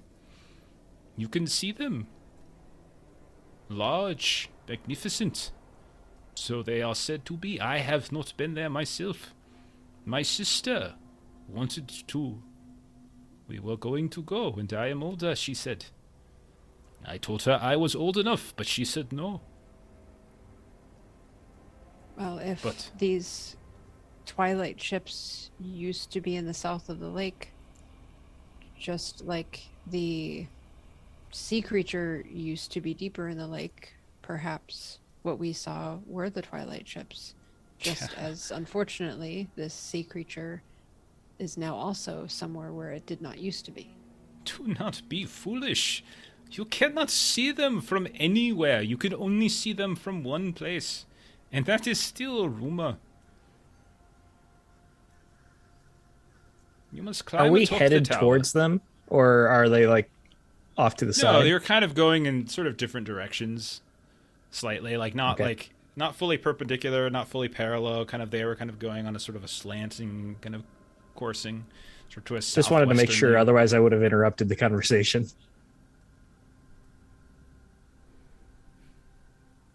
Where is this place that you can see them? The western tower of Anuminus. Your old city of men. Men who let such greatness fall. Were they really such good men? If they let such a city fall to ruin, are they worthy of such great worship? I think not. They have reached beyond their means, and now their great architecture lies beneath the waters. There is nobility in a hut as well, is there not, Ranger? Do you need such tall towers and domes if they are just going to fall to ruin? I cannot disagree with you, and in fact, had we stayed around your village longer, that would have been my argument to the new leaders, that it is more important to be agile and able to move away from danger than it is to put such stock in the ground beneath your feet. Describe this ship, Mr. Elf. And remember this, the mist plays tricks on eyes, even those as keen as yours. Ashen gray with dark sails, flapping in the wind. These are not the twilight ships, no. This is another. Perhaps it is your people. He kind of looks over towards Arena. Perhaps they have built themselves a ship. There are forests on the islets, after all. Perhaps they have built their own. And they just stumbled across sailcloth. Cloth can be purchased from merchants. They have not lived there forever. They have only been there a few months. They brought many supplies with them. Did we see some type of figure in the ship? Yes, you did. One that kind of gave you all kind of an unsettling feeling. I think one or two you might have even vomited at the time. You heard that sort of stereotypical, sort of strange whispering kind of overtake some of you. Yeah, so Irene will describe that as well. It sounds to me like Golis might be right after all. If you heard this before you reached our village, perhaps it has been following you all along, and you brought it right to our doorstep.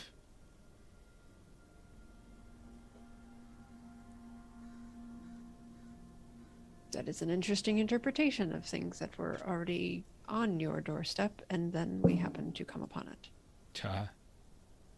So you say. So you say.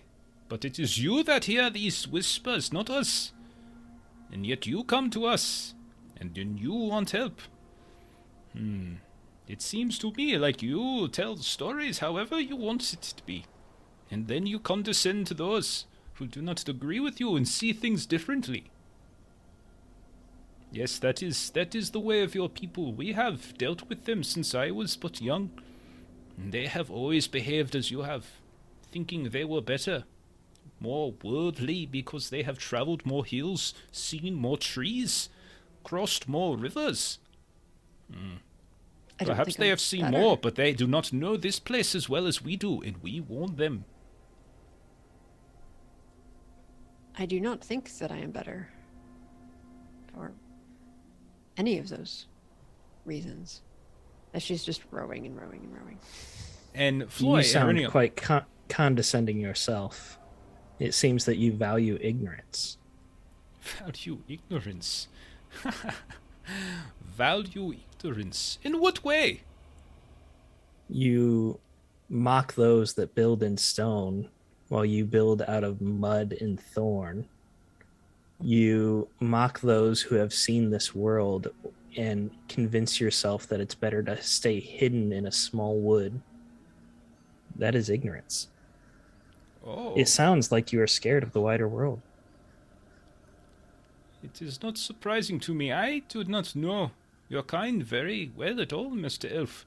But from what I have heard of your kind, humility is a characteristic you lack.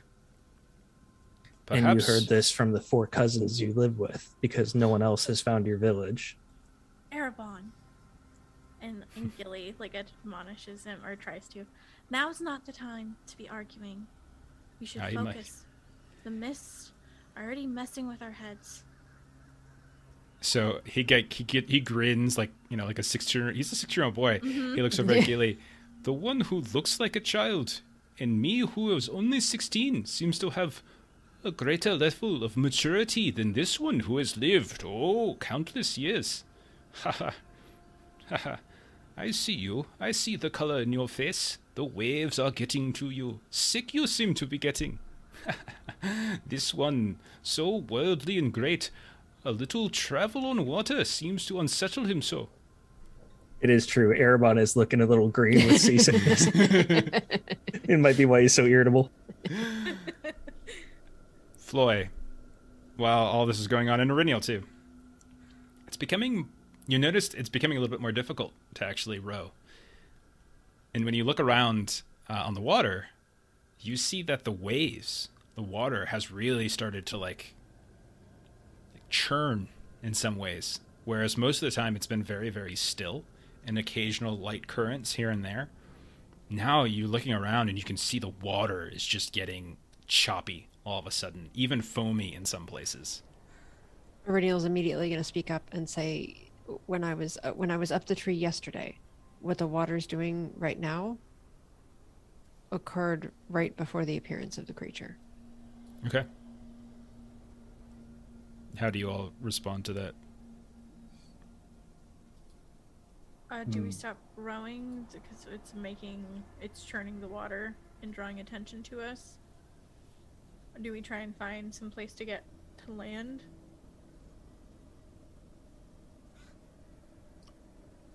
Which seems the best? Like, how close would be a safe port? Like, are we close enough to somewhere that we can... Are you asking me or are you asking Mudan?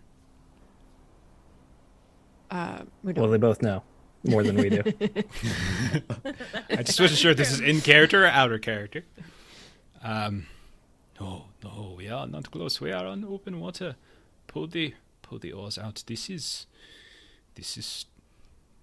not good. This is not good. Shh. He kind of puts like a finger out. And it just gets super still. And all you hear is this as the water around you continues to chop.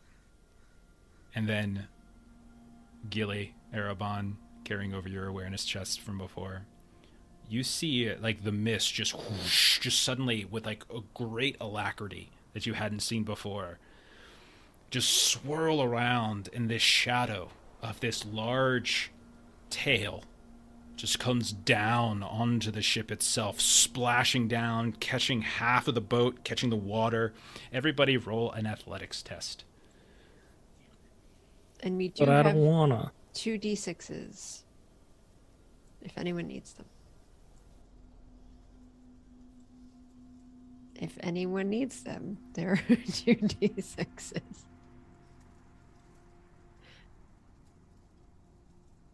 I would like a d6.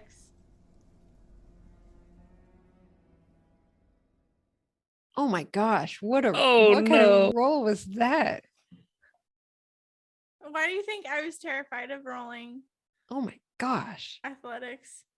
I wasn't kidding when they said that we'd be spinning in a circle if I had an oar. Right?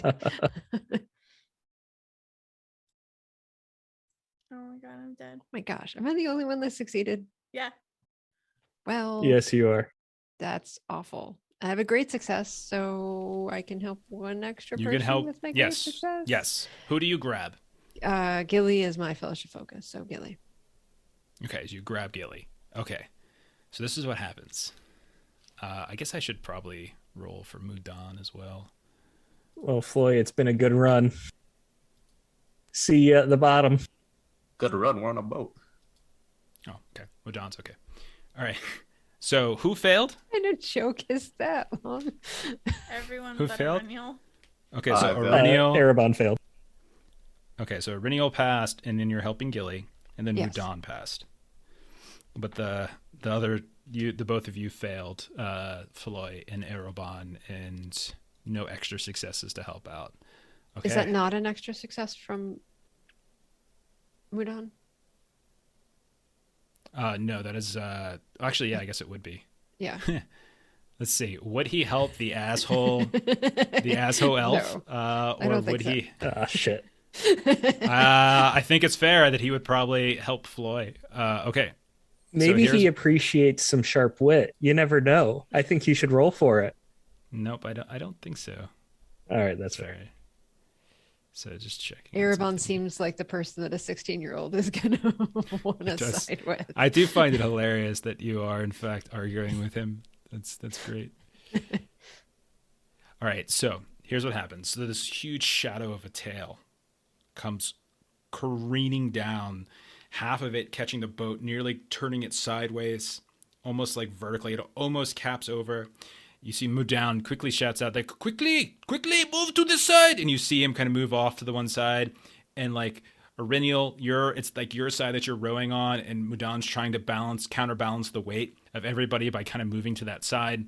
And then you watch as the boat kind of throshes around, Erebon just goes sailing off into the water, just flies off into the distance. You just see him poof into the middle of the mist. You hear a distant splash. You look and you see Gilly falling and is about to kind of careen over into the water. Aurenial, you reach down, you grab her. Mudan reaches down, does the same thing to Floy. And we're in initiative now, in fact, as there are 4 people left on the boat. Erebon, look up your protection rating because that'll be important. Sorry, I'm having some problems with there it goes. With some music here. I'm just trying to get this right. All we need So- at this point is just the splish splash of Erebon falling into Yes. the water. As he goes flying into the mist, you hear, I can't swim.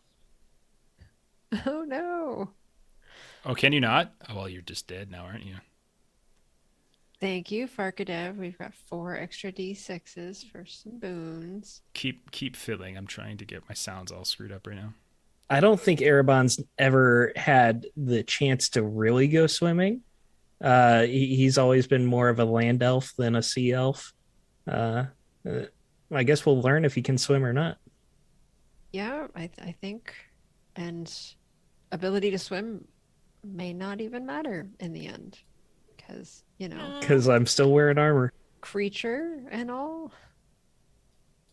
You're going to be like, oh, I figured out the swimming thing. Is you're like, oh, I'm swimming right at, oh. Yeah, right into a bunch of teeth. Yeah, straight into the mouth. Hey guys, look, I figured out how to do it. Oh damn. Doggy paddle. Keep talking. Almost done. You're like, don't worry about chewing. I'll just go right down into your stomach. I got this. Get a Jonah situation going on. Maybe he'll like throw me up on land later, a couple days after. He just barfs you up. That's what ruins the town. I am Oh, the no. doom. Where are we going? Nowhere. It's We're not going important. to Jeff? water too. Don't worry. Oh. Don't worry. Oh, Almost done. Almost done. God. Almost done. Don't worry about it. Everything's gonna be just fine. At the end We're of the going day, for if a we nice let this shuttle ride. kid, What is that thing? Doom.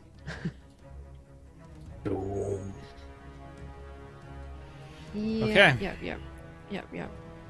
Thank you for those 300 bits before, as they are coming back right now with a vengeance. Oh, gee, thanks. Thanks so very much. All right, so that's all set up. Appreciated. All right. So go ahead and adding you all to the Oh, thingy. hey, there's Erebon. Uh-huh. All right. maybe there's two dooms of the new eels. Maybe there's a mate and both of them pop out. All right, opening volley was specifically what just happened. You all being on your athletics test, doing your athletics test to stay in the boat. 4 of you managed to pass, or somebody helps you pass. We move into the first round of combat. For those of you who are in the water, which means obviously Steven, a couple rules that you need to be paid attention to. 1, you cannot use ranged weapons.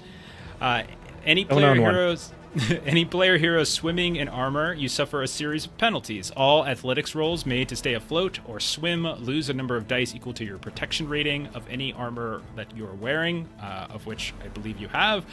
Any player heroes that are fighting while swimming are severely hindered, which is minus 2d6 penalty, while those near a shore or standing on submerged rocks or on boats trying to attack something outside, that's a moderate hindrance, so it's a -1 penalty. So everybody here, so basically, Erebon, if you try to attack this thing while underwater, you take a 2d6. The rest of you who are on the boat would take a 1d6 as the boat's sloshing around in the water itself. So that's what we have going on. All right. Everyone say goodbye to your characters, as we will be making new My ones last now. words are blub blub. The last words are or some this kid's got acne or something. All right. So let's do stances. So I'd set your stances. What stance is the runaway stance? Actually, you can't you? Isn't there you can get into A retreat.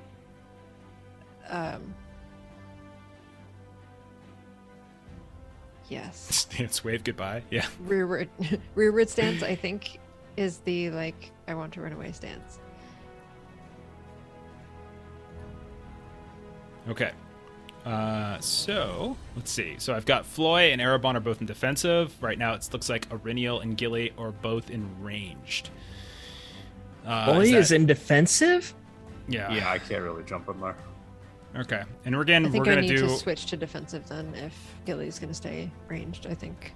we're gonna do our specific way of playing with the sorry, just me ban this one person really quick. I got kicked out. I'm coming back in. All right, so remember, we're going to do our thing with our NPCs. Our rules are if somebody wants to tap into them and use them as, for an assist, you can get a bonus die for Mudan helping you. But anyway, you're the heroes, not Mudan. He's just not no 16-year-old kid. So you all tell me how this plays out. Is everybody's stances in? 3 people in defensive, Gilly in rearward. Okay. Yeah. Any order is fine. Auriniel, Floy, or Erebon. How do you want to do? What do you want to do? Any order. I don't care which. I guess I'm gonna try to swim. Okay. Yep. I'll call out for Airbon. Give him our direction. Okay, Erebon. So you hear the voice of Floy. You kind of look around, and you kind of get a general sense of where you think it's at. Go ahead and roll an athletics test, but again, you have to do the penalty. Yep, that's a equal -3 to your protection rating of the armor you're wearing. Do we have dice left? Yes. We had 3 for arm floaties, which tells me that they are for us and not for Jeff. So we have 8. What? We talk about it. This dude's got arms. Maybe he wants some arm All right. I'm gonna have to use all 3 arm floaties to cancel out, and I still may not make it here. We'll try.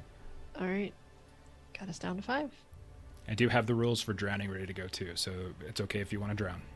So that's 3 penalty, 3 bonus. Rolls it even. Wow, that's a roll. That's a roll. I Okay. forgot to inflate the arm floaties. Okay, so you try desperately to sort of get your bearings and swim around, but the weight of your armor is bringing you down below the water. Your head dips. Floy is shouting and shouting, but you can't quite kind of get the direction. The boat is still thrashing around as the surf itself, the water itself is still choppy. Currents are kind of crossing this way and that. This creature is enormous. You think that only part of it is actually showing above the surface and the rest of it is coiled around below. And it seems to be sort of changing this current and bringing you down deeper and under Erebon. So Erebon tries but fails to swim towards the boat. All right. So that was Erebon. So Floy or Reniel. What do you want to do? Can we, for our turn, try to Paddle losing the boat? words? Yes, maneuver the boat over towards Erebon. You indeed can. Go ahead. And so in this case, you can roll athletics test to just sort of like row, or if you want to do... Let's see, 1 second. Let me see what else you might be able to do. We could say awareness, so you know exactly where he's at. Yeah. So...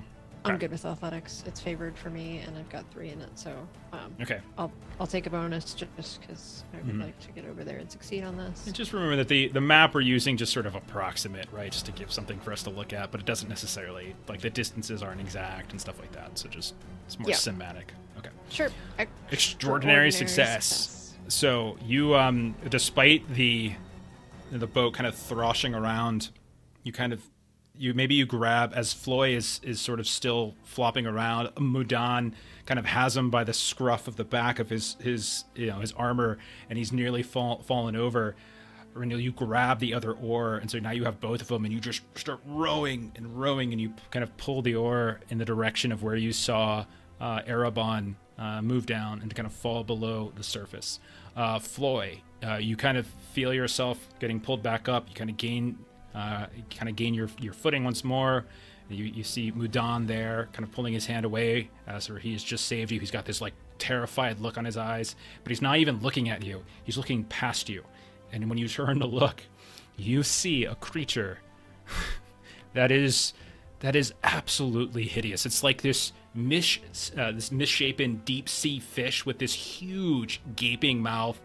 You are probably the closest to it, and its mouth is agape and open. It's as wide as the boat, and you can see rows and rows of like these sharp fangs that are almost as long as your forearm, it almost looks like, and that easily could shred through like just about anything. Like if this wanted to chomp down on the boat, it could probably bite the boat in half. You see across the forehead a dozen or more eyes, just like in various states of lidlessness.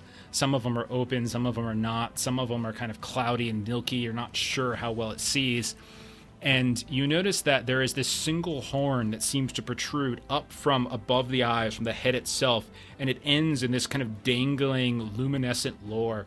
And you can see thrashing around on the sides. It actually has claws too, the shadows, and you can see them occasionally rip up above the water itself with these massive kind of razor claws themselves. And then there's that long tail that seems to be whipping about beneath. This is what you see, and what Mudan, eyes wide, face pale, and you hear him whisper, "The story's so true." What would you like to do, Floy, on your turn? Stand back, boy. If there's any like tentacle or anything nearby that will swing at. Little Sure. defensive swing. Okay. So the boat, we'll say, moves a little closer, and you want to swing defensively at this creature? Yeah, go right ahead. Yes. You remember how to do this? Target first, and then roll.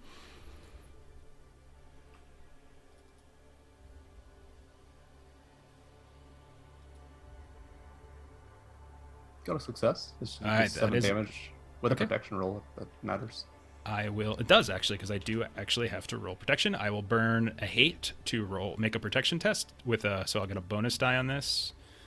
Let me go through go through its abilities here.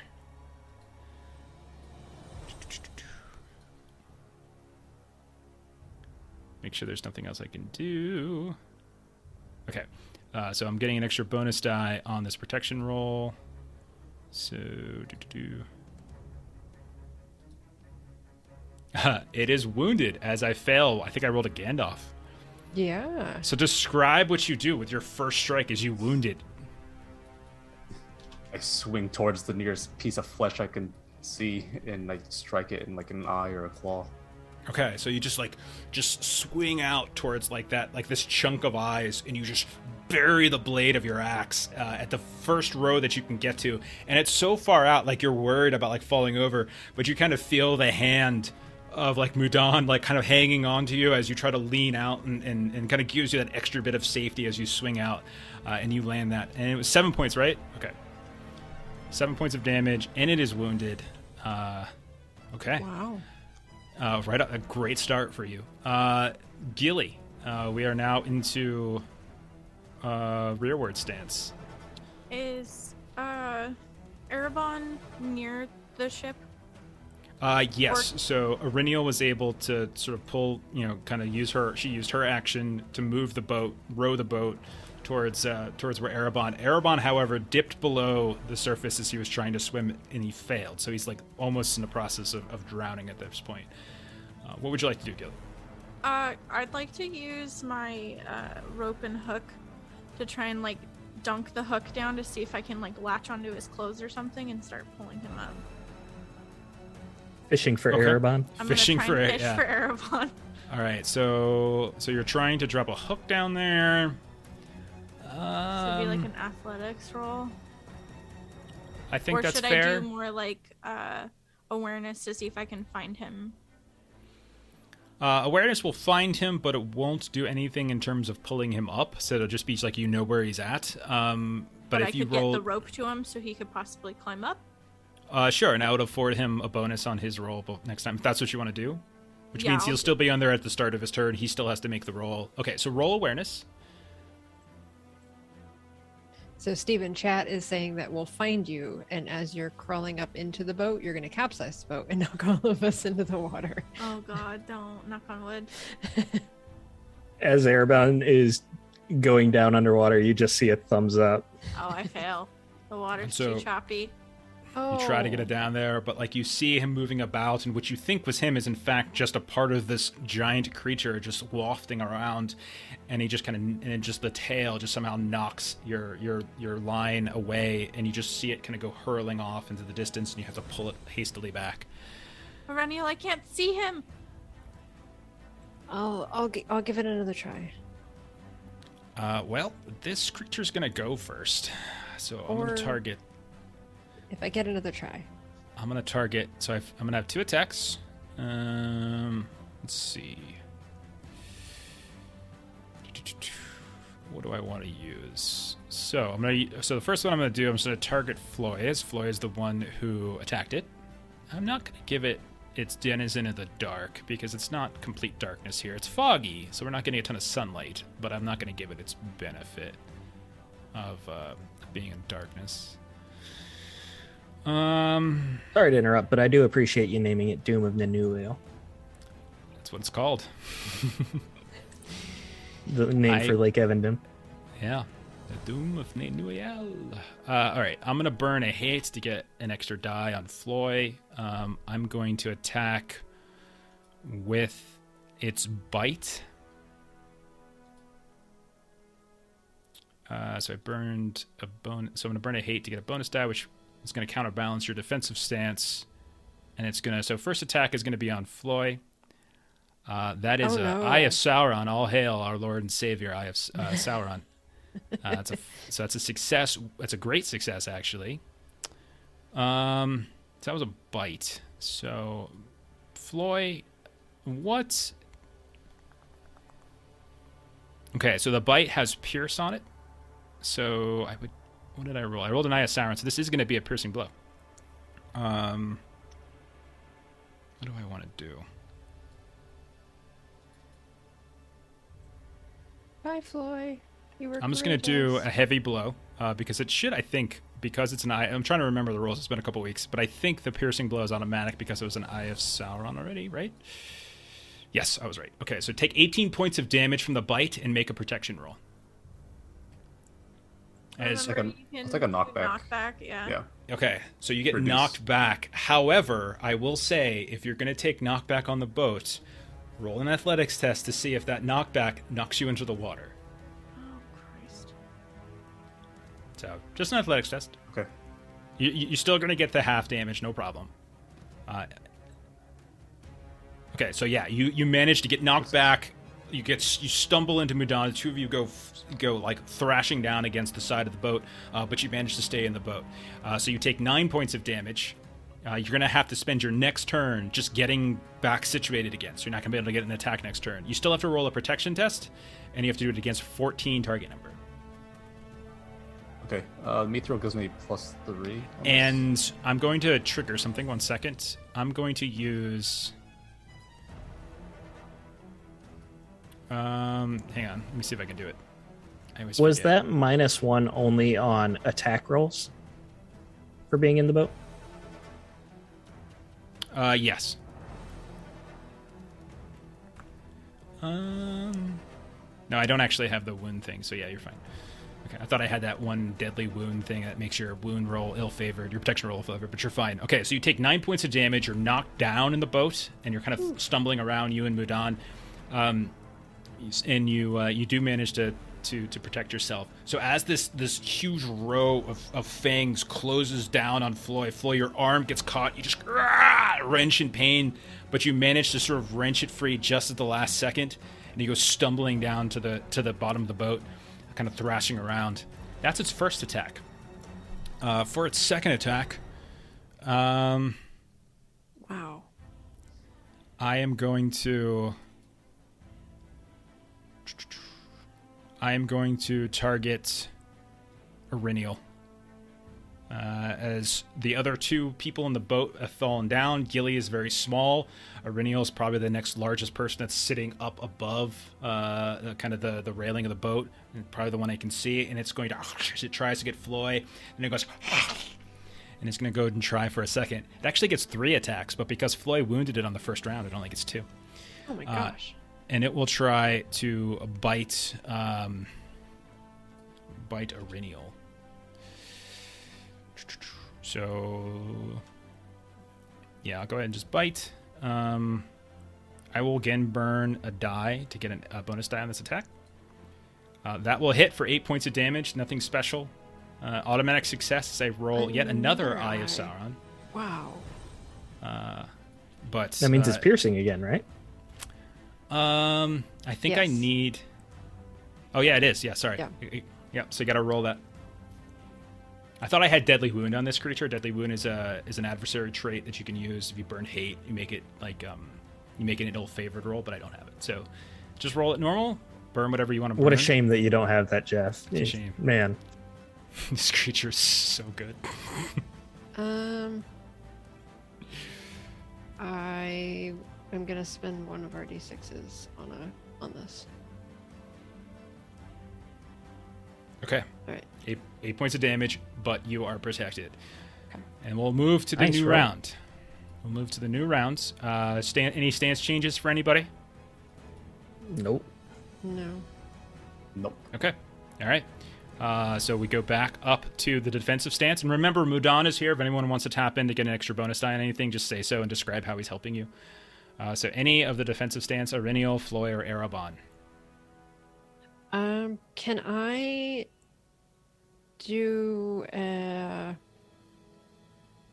athletics to try to get Erebon and try to get Mudan's assistance in Reaching down, kind of pulling doing him the up. whole like holding my feet and legs while I'm Sure. in the water. Yeah. So you're like Mudan on me, and then it's like yes, good team, we must go. Go ahead and roll athletics. Take a bonus die from Mudan. He's been used this round, so he'll move over to the front of the boat with you as you try to reach down and grab Erebon. So be athletics test. Okay.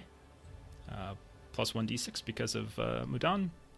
and you reach down. I did. Okay. Erebon, you're thrashing around. You feel like the tail sweep past you, kind of knock you asunder, and you're kind of tumbling around in this dark water. You feel the boat kind of come over top you, nearly hit you in the head, and then finally you feel like this grasp on your shoulder, and you kind of your hair, is kind of caught up in it, and you feel yourself getting drawn up. And there's Iriniel, like her face, like kind of covered what looks like in blood, and she is kind of already bleeding from her shoulder where she's taken a bite. Things are cascading around in terror up here, but she's pulling you up into the boat as well. So you manage, we'll say you're up onto the boat. Yeah, Iriniel is grunting because this hurts quite a bit. I'm vomiting all sorts of water. And Which then works because I'm covered in blood, and so like you're not only that, but Erebon, you see Mudan is grabbing you as well, as the two of them are hauling you into the boat, the very boy that you condescended to and teased. I would have saved his life too. Come off it. You see Floy also having taken a horrific bite to his arm. His arm is almost just like tissue paper at this point, where you can see the bites from the fangs are dripping blood onto the bottom of the boat, as all of you are back on here. Floy, you need to spend your turn regaining your footing. So Yes, I'll just recover my posture here. Exactly. So then it would go to Erebon. Would I need to regain my footing as well? No, because Iriniel burnt her action to get you up here. You're good. Okay. I will grab my spear from the floor of the boat and just lunge towards this big guy then. Go right ahead. I am going to use one of its abilities, as this thing, despite its size, moves far faster than you would ever have given it credit for. As you lunge out with the spear, it's going to quickly try to dive into the water. So I'm tapping into its snake-like speed. So this means I'm going to spend a hate, and you have to roll the attack ill-favored. I'm not really moving at 100% myself anyway, so... Sure. We do have D6s if you want any. How do I actually change it to ill-favored here? There's a toggle above where the Oh, for worst. There it is, yeah. Yeah, best worst. So pick worst, yep. Run for the chopper. This is the chopper, though. He's chopping him. Don't run for the chopper. I'm not going to pass this anyway, so I'm not going to waste the bonus die. Oh, man. But then again... Great success. Okay, so you rolled ill-favored roll 4, so you're not going to get any benefit from piercing, so probably heavy blow makes the most sense to use, unless you wanted to use, the parry thing. Yeah, doing heavy blow. Okay, so 12 points of damage. So as this thing quickly dives down, you miss it in its sort of the eye area where you see it already has taken a huge wound by Floyd, but you do manage to stab into the top part just behind the head, kind of even though you're piercing with a spear, you stab it and then your blade just kind of cuts it for a good couple of feet before it disappears into the water. It nearly pulls you down back into the water with it, but you yank the spear back out. And then it goes to Gilly. I'm gonna attempt to shoot it.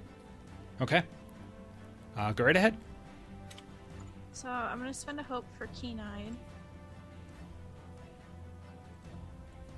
So because it's a -1, so that'll just give me a +1 bonus.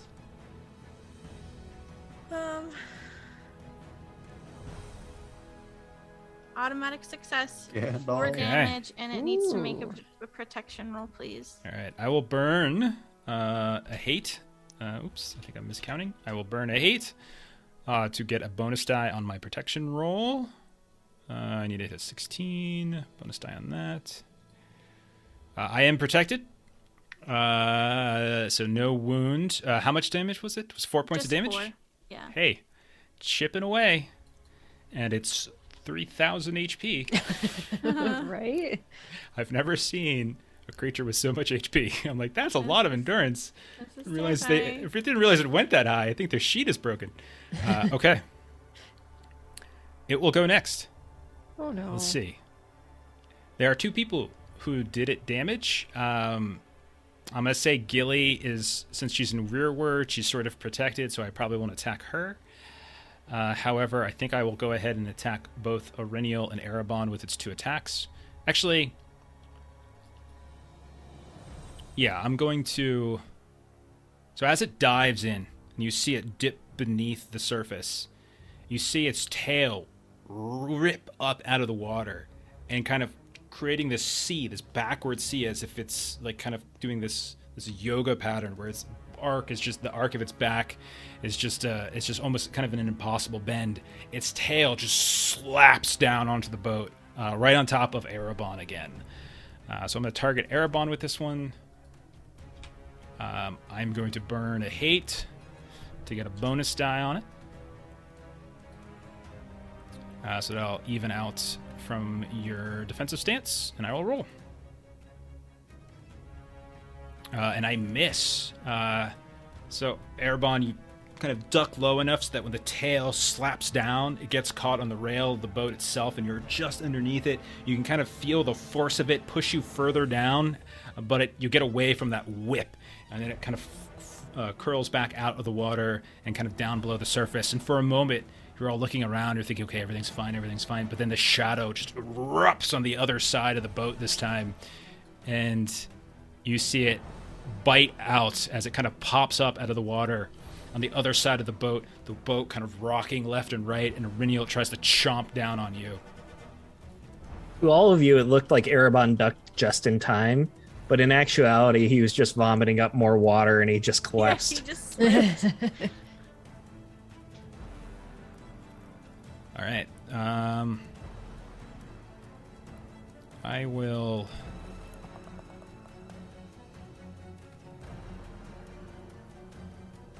I'm just going to roll normal. And it rips up out of the water and goes to bite down on you, Aurenial. You kind of hold your... You don't have a shield, do you? I do, actually. You do? You probably... I mean, between everything and having, you might not have it out necessarily between the wars. So maybe you just kind of hold up the oar itself, and it kind of bites down. You hear it crunch on the oar, and like rips away. Like you have half an oar in your hand now, as you like it's just like that part of the handle's been ripped off, and it falls back into the water, having missed its bite on you. We go into another round of combat. Any stance changes for anybody? I'm gonna go forward. I'm getting kind of upset with this whole interaction. I'm getting kind of irritable. Okay. What as well. What was Erebon before, if not irritable? Grumpy. Okay. All right. Status change. Okay. Noted.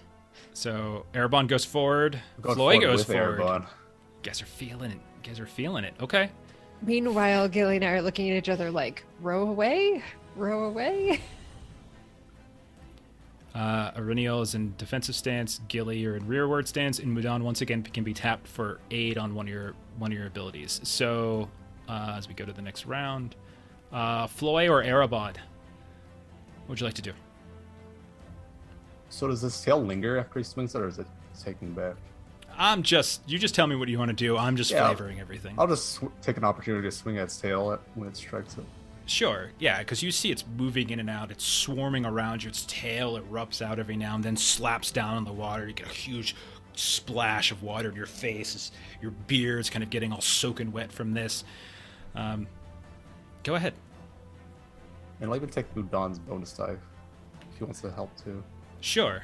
So he what he does is he just kind of maybe he grabs the oar or whatever it might be, and he kind of slaps the side of the boat, kind of trying to get his attention over towards him, like, here, you stupid fish. Go ahead. No success. As a success, just a regular success. 7 damage, yeah. 7 points. I'm just gonna take all of that, no problem. All right. So you see it kind of turns towards where the oar, and you hear Mudan, here, you stupid fish, here, and like if you touched my sister, and it lunges towards him, and he kind of like flies back at the last second as it just does one of those flybys, like that kind of scraping along the railing of the boat. You can see chips of the wood flying out, splinters here and there, getting caught up in the water itself. And as that happens, you just hack into the tail as it does that drive-by, doing 7 points of damage. Erebon, you're up. I'm going to do a flourish with my spear and spin around and just try to jam the spear right into one of its eyes. Sure. And I forgot to take my -1 penalty last time, but Sure. I think I would have passed anyways. I'm sorry. I'll take my penalty this time. You'll take 2 penalties this time. Okay, that's Yeah, fair. you're fine. You're fine. I'm kidding. Go ahead. It's fine. So much of this fight is in my favor. I don't mind. I changed my mind. Go Yeah. Great Great success. success. Okay. Oh, I did the wrong one again, of course. I always click on the wrong spear. Oh, isn't that convenient? It's already piercing because I did Gandalf, so I'll just do heavy blow. Okay. Go ahead and do your damage. That's what I'm saying. So what's the damage? My damage is 5. Sorry. Okay. So then I will roll protection. What's the target number of the spear you used for protection? It is 16. 16. Getting a bonus die. Sorry, What do always I clicking the wrong roll? button. I roll a 19 on that target. So 19 on my protection. So I am protected. No wound. But I did take the damage. Okay. Comes to Aurinial in defensive stance. What would you like to do? I'm assuming this thing looks relatively fine, right?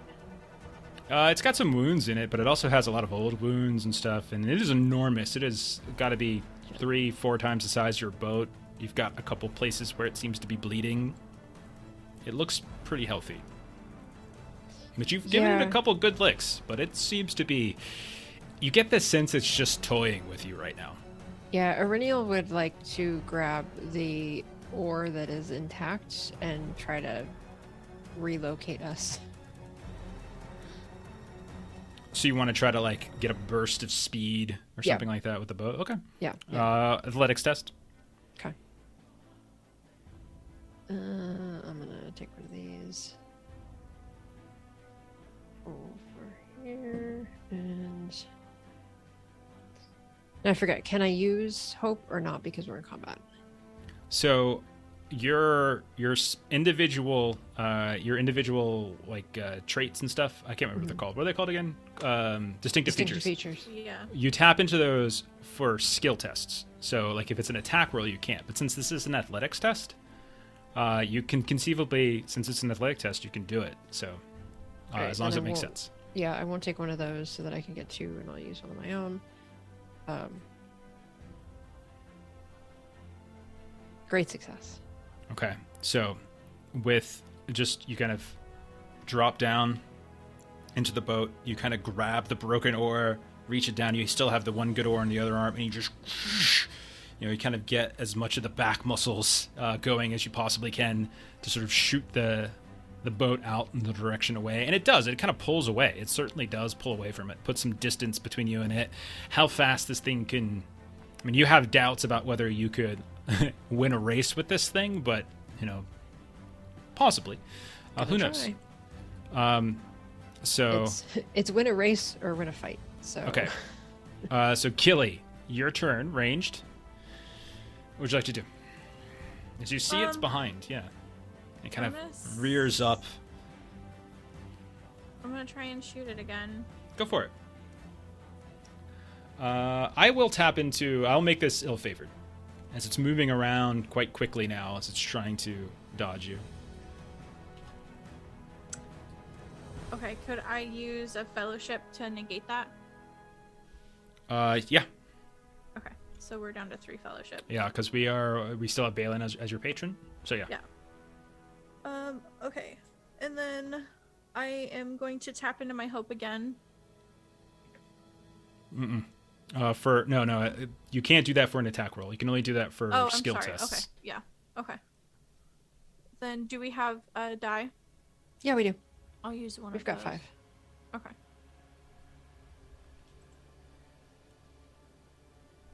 Okay, another automatic success does 4 more points of damage to it. I do have to do another protection roll.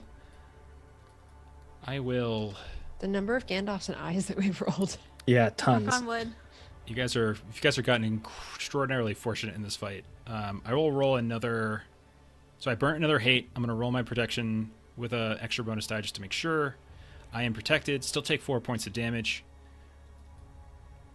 On its turn, gets two attacks. It's going to attack the boat. As it's going to its tail, as it does one more kind of deep dive, and it's going to try to slap the boat once more. Everybody roll an athletics test. I'm so good at those. We have D6s if anybody needs any. I rolled an automatic failure.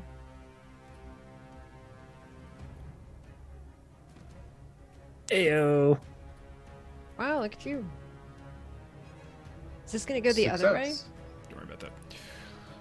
I'll take one. Well, And anyone get an Erebon extra just success? flattens into a pancake. He is not leaving this boat again. Nobody got an extra Oh. success to save me. Okay. sorry, I tried.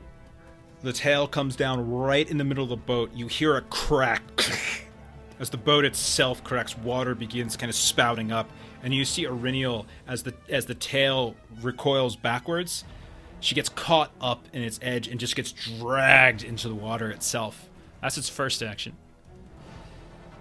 So she's now in the water. Mm-hmm.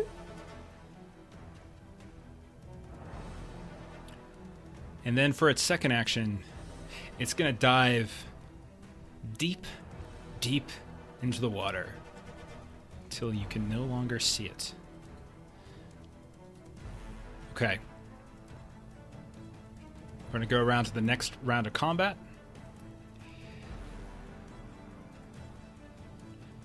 We're gonna keep initiative just for this. Logan, thank you wow. so much. I assume that's for me to kill the players with. Thank you very much. Wow. So we're gonna keep initiative just so that you guys you all get an action. So Floy, Erebon, what do? You cannot see this thing. You no longer see it. You look around. It seems to have. You're not sure if it's fled or if it's just toying with you, but you do see that the boat itself has a massive crack down sort of the middle, as if the spine itself. It's still working. It's still kind of, but it's taking on water. And you also see that Auriniel has been thrown from the boat and into the water. Would I be able to reach out my great spear hilt first to her so that she could grab on, or is she too Sure. far away?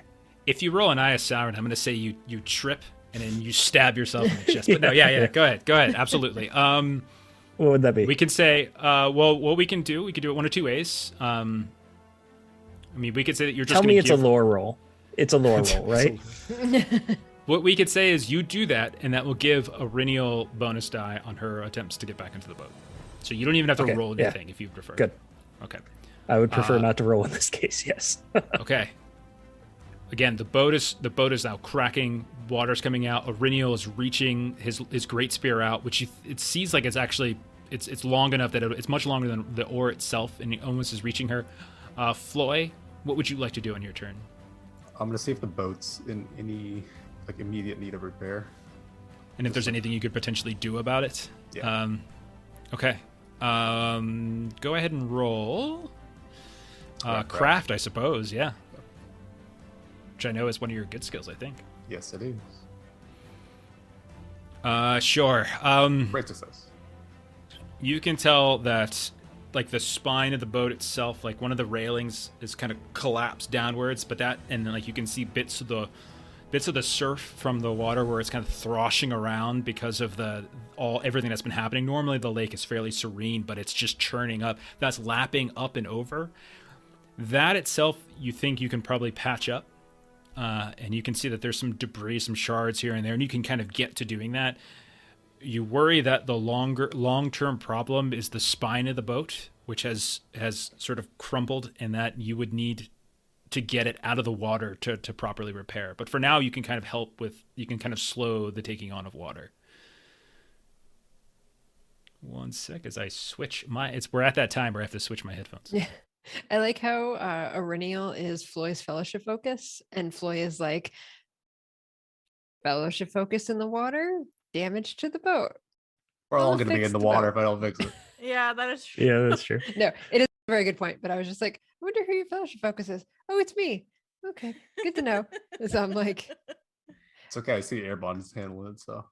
Yeah, I got it I covered. mean, I got it you're covered. also Erebon's fellowship focus, so one Yeah, of them went yeah. for you. Perennial special. Well, 2 guardian angels out of. well, only one it appears. We take turns. It's a part-time job for both of us. It's just how much assistance is needed. Yeah, just get her on the weekends. All right. All right. Yeah, Airbon, yeah. Joint custody. Joint custody. Okay. So Floy, you're doing your best to kind of patch up the side of the boat so the water doesn't lap in, but you know that it's just a matter of time before the fullness of the boat collapses in on itself. You need to get it to dry land. You need to be able. You could probably fix it, but you need to get it. Get on dry land, flip it over top, and create some reinforcement on the underside of the boat. So that was Floyd's turn. Erebon's got the Great Spear. He's reached out. Gilly or Aurenial. Aurenial, I guess if you want, you can grab the spear if you want to do that. So what's your protection roll? What's your protection rating of your armor? It is a 4 because I'm going to Okay. assume that like my helm is on, so I'm not going to throw the helm in the water. 'Cause sure? That would be dumb. Okay. So All right, so that's a -4, but Mhm. I'll give you +2 from Erebon reaching this out, and if you want to add like Mudan to this, he could be kind of reaching over the side to like try to help you once the spear pulls you close enough, he can grab you. So that would mean a net -1d6 to your roll. okay, and then I will go ahead and take since we just got a ton of audience dice, I will put me just at a flat athletics roll.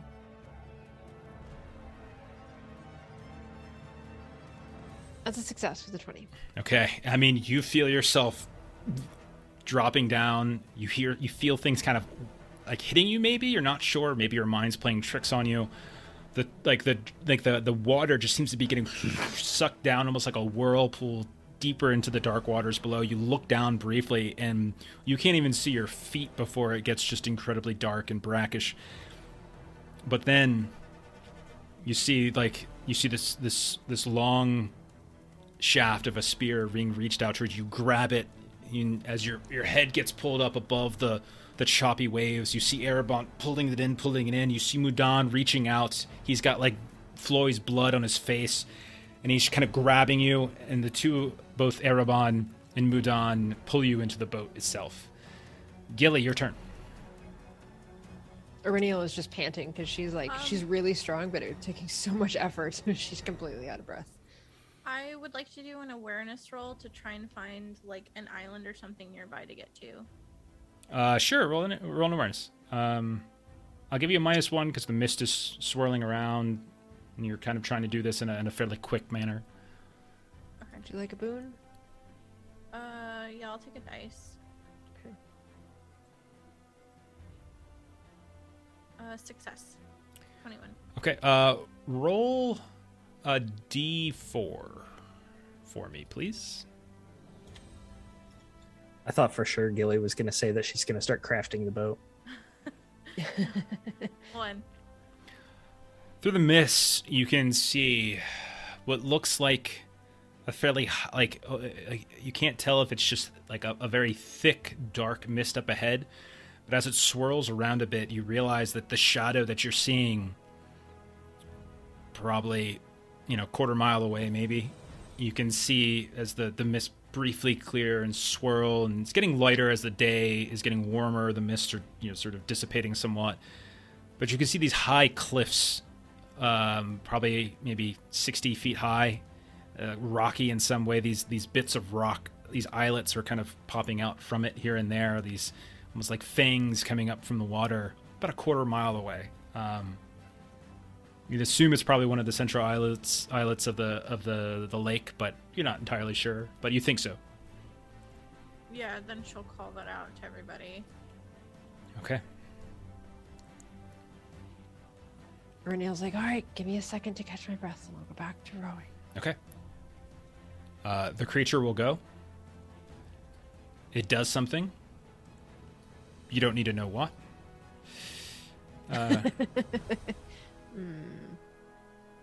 And do you just want to head for this? Is that what you're looking to do, Gilly? Yeah, I'd like us to get out of the water so we can repair the boat. Okay. So you get closer. You see all around you the churning of the water begins to subside somewhat.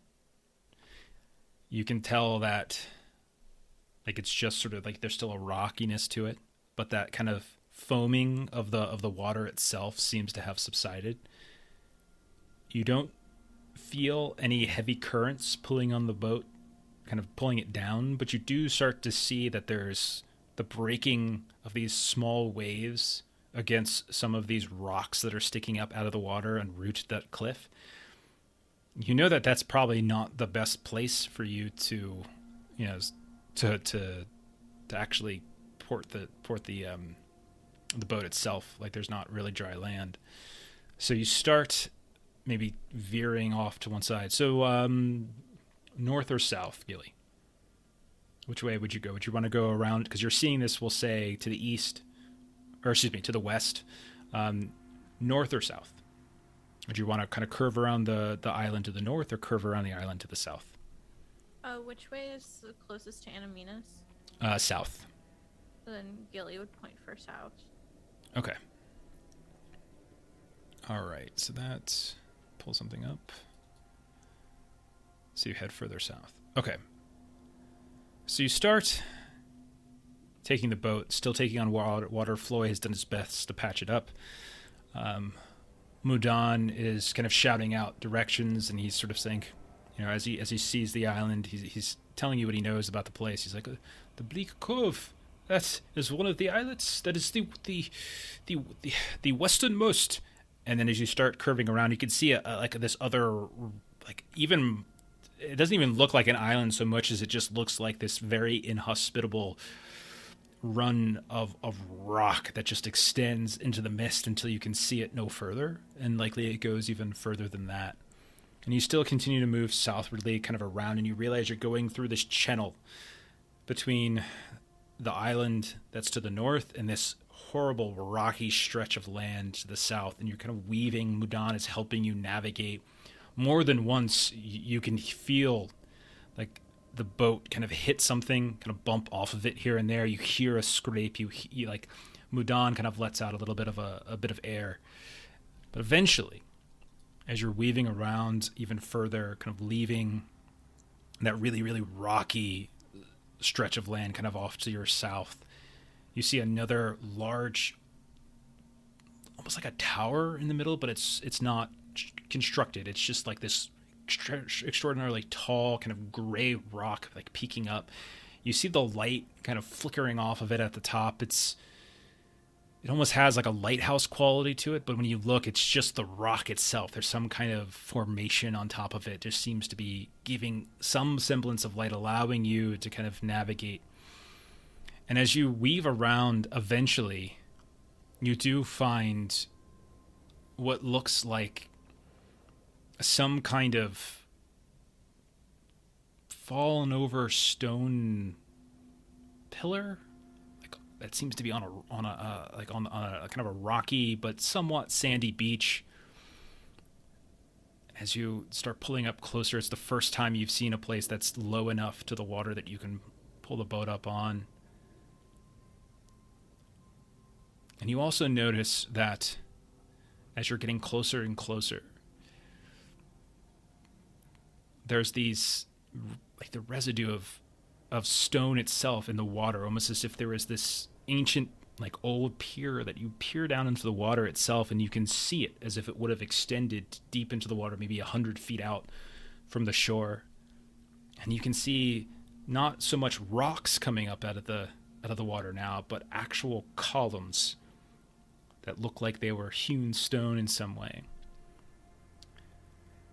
And you see tied to one of these is a boat that's just sort of flopping around a bit. And we'll go ahead and I think end there as you pull your boat to shore. All right. Jeff, important question. What's that? Is that boat a bigger boat? No, it is equal size. Oh. You know, I told you guys that we could find a boat when we got there. Did I not say that? you need to. You should have taken the Elvish boat. It wouldn't have cracked like that. That's for It sure. wouldn't have. Plus, it has bonuses to stealth, so it would have been that. It's a shame. Oh. Erebon is no thief. I'm not being serious. It doesn't. It would have. It would have broken that too. Okay. There are lots of conversations in chat about we need a bigger boat. Yes. I very much enjoy that movie. It's an excellent It's a movie. classic. Okay. Classic. So yeah, we'll end it there, and we'll pick it up as you all are shipwrecked on an island that you didn't even want to go to. All right. So yeah. Let's do some close and plug stuff, and then we'll get the hell out of here. Steven, you got anything coming up? You know everything I got coming up. I know, but I'm giving you a chance to do it while I get a raid set up. So it's still... Oh, I'm helping you out. Okay. Well, not this weekend, but next weekend I will be playing Heart on Grim and Perilous. That will be Saturday at 7 p.m. my time Pacific. I guess prior to that, I will be here with One Ring, playing that again next week because this is a great weekly game that we always come to. It's awesome having a group that always shows up. I do appreciate that. And then also that weekend, I will be playing Shadowrun using the champion system. We'll be burning our brains out doing some calculations there, trying to figure out how many points are for each power. And that will be run by Bert on Steam Steel Murder. Yep. That melted my brain a bit when you guys were I figuring stuff I out. still like my idea of just becoming a mook taco, or not taco, snow cone seller. That's all I'm gonna be. Super simple, Yeah, super yeah. easy. You want snow cone? Cash in the That's all I cash got. in the bowling alley. He retires. Get a little cart. He retires. Okay, for the rest of us, let's see. On this channel, Monday, Deadlands. Catch me and Melissa in that game. Next Friday, probably do a one-shot of some kind. I think Death in Space again, because I really enjoyed it. Seems like folks enjoyed it, so we might do that again. If not that, we might do Brindlewood Bay, as that's up on Kickstarter, and I wouldn't mind running that for the first time. But one of those two, most likely. And then we'll You be back. just want Miss Chufflick back. Okay? Let's be honest. I just want to play like a bunch of old ladies. Let's just play like a bunch of old ladies. We'll figure it out. And then next Saturday we'll have more One Ring. So thanks for everyone who hung out tonight. Thanks for those of you who threw out some bits and such. I very much appreciate that. Thanks for a couple of folks who follow the channel tonight. If you're watching this, check out our YouTube channel as well. YouTube.com/Adventures in Lollygagging or some such. So it's Adventures in Lollygagging. Just go look for it there. Got plenty of stuff up there. Other games, old games, etc. So come watch all that.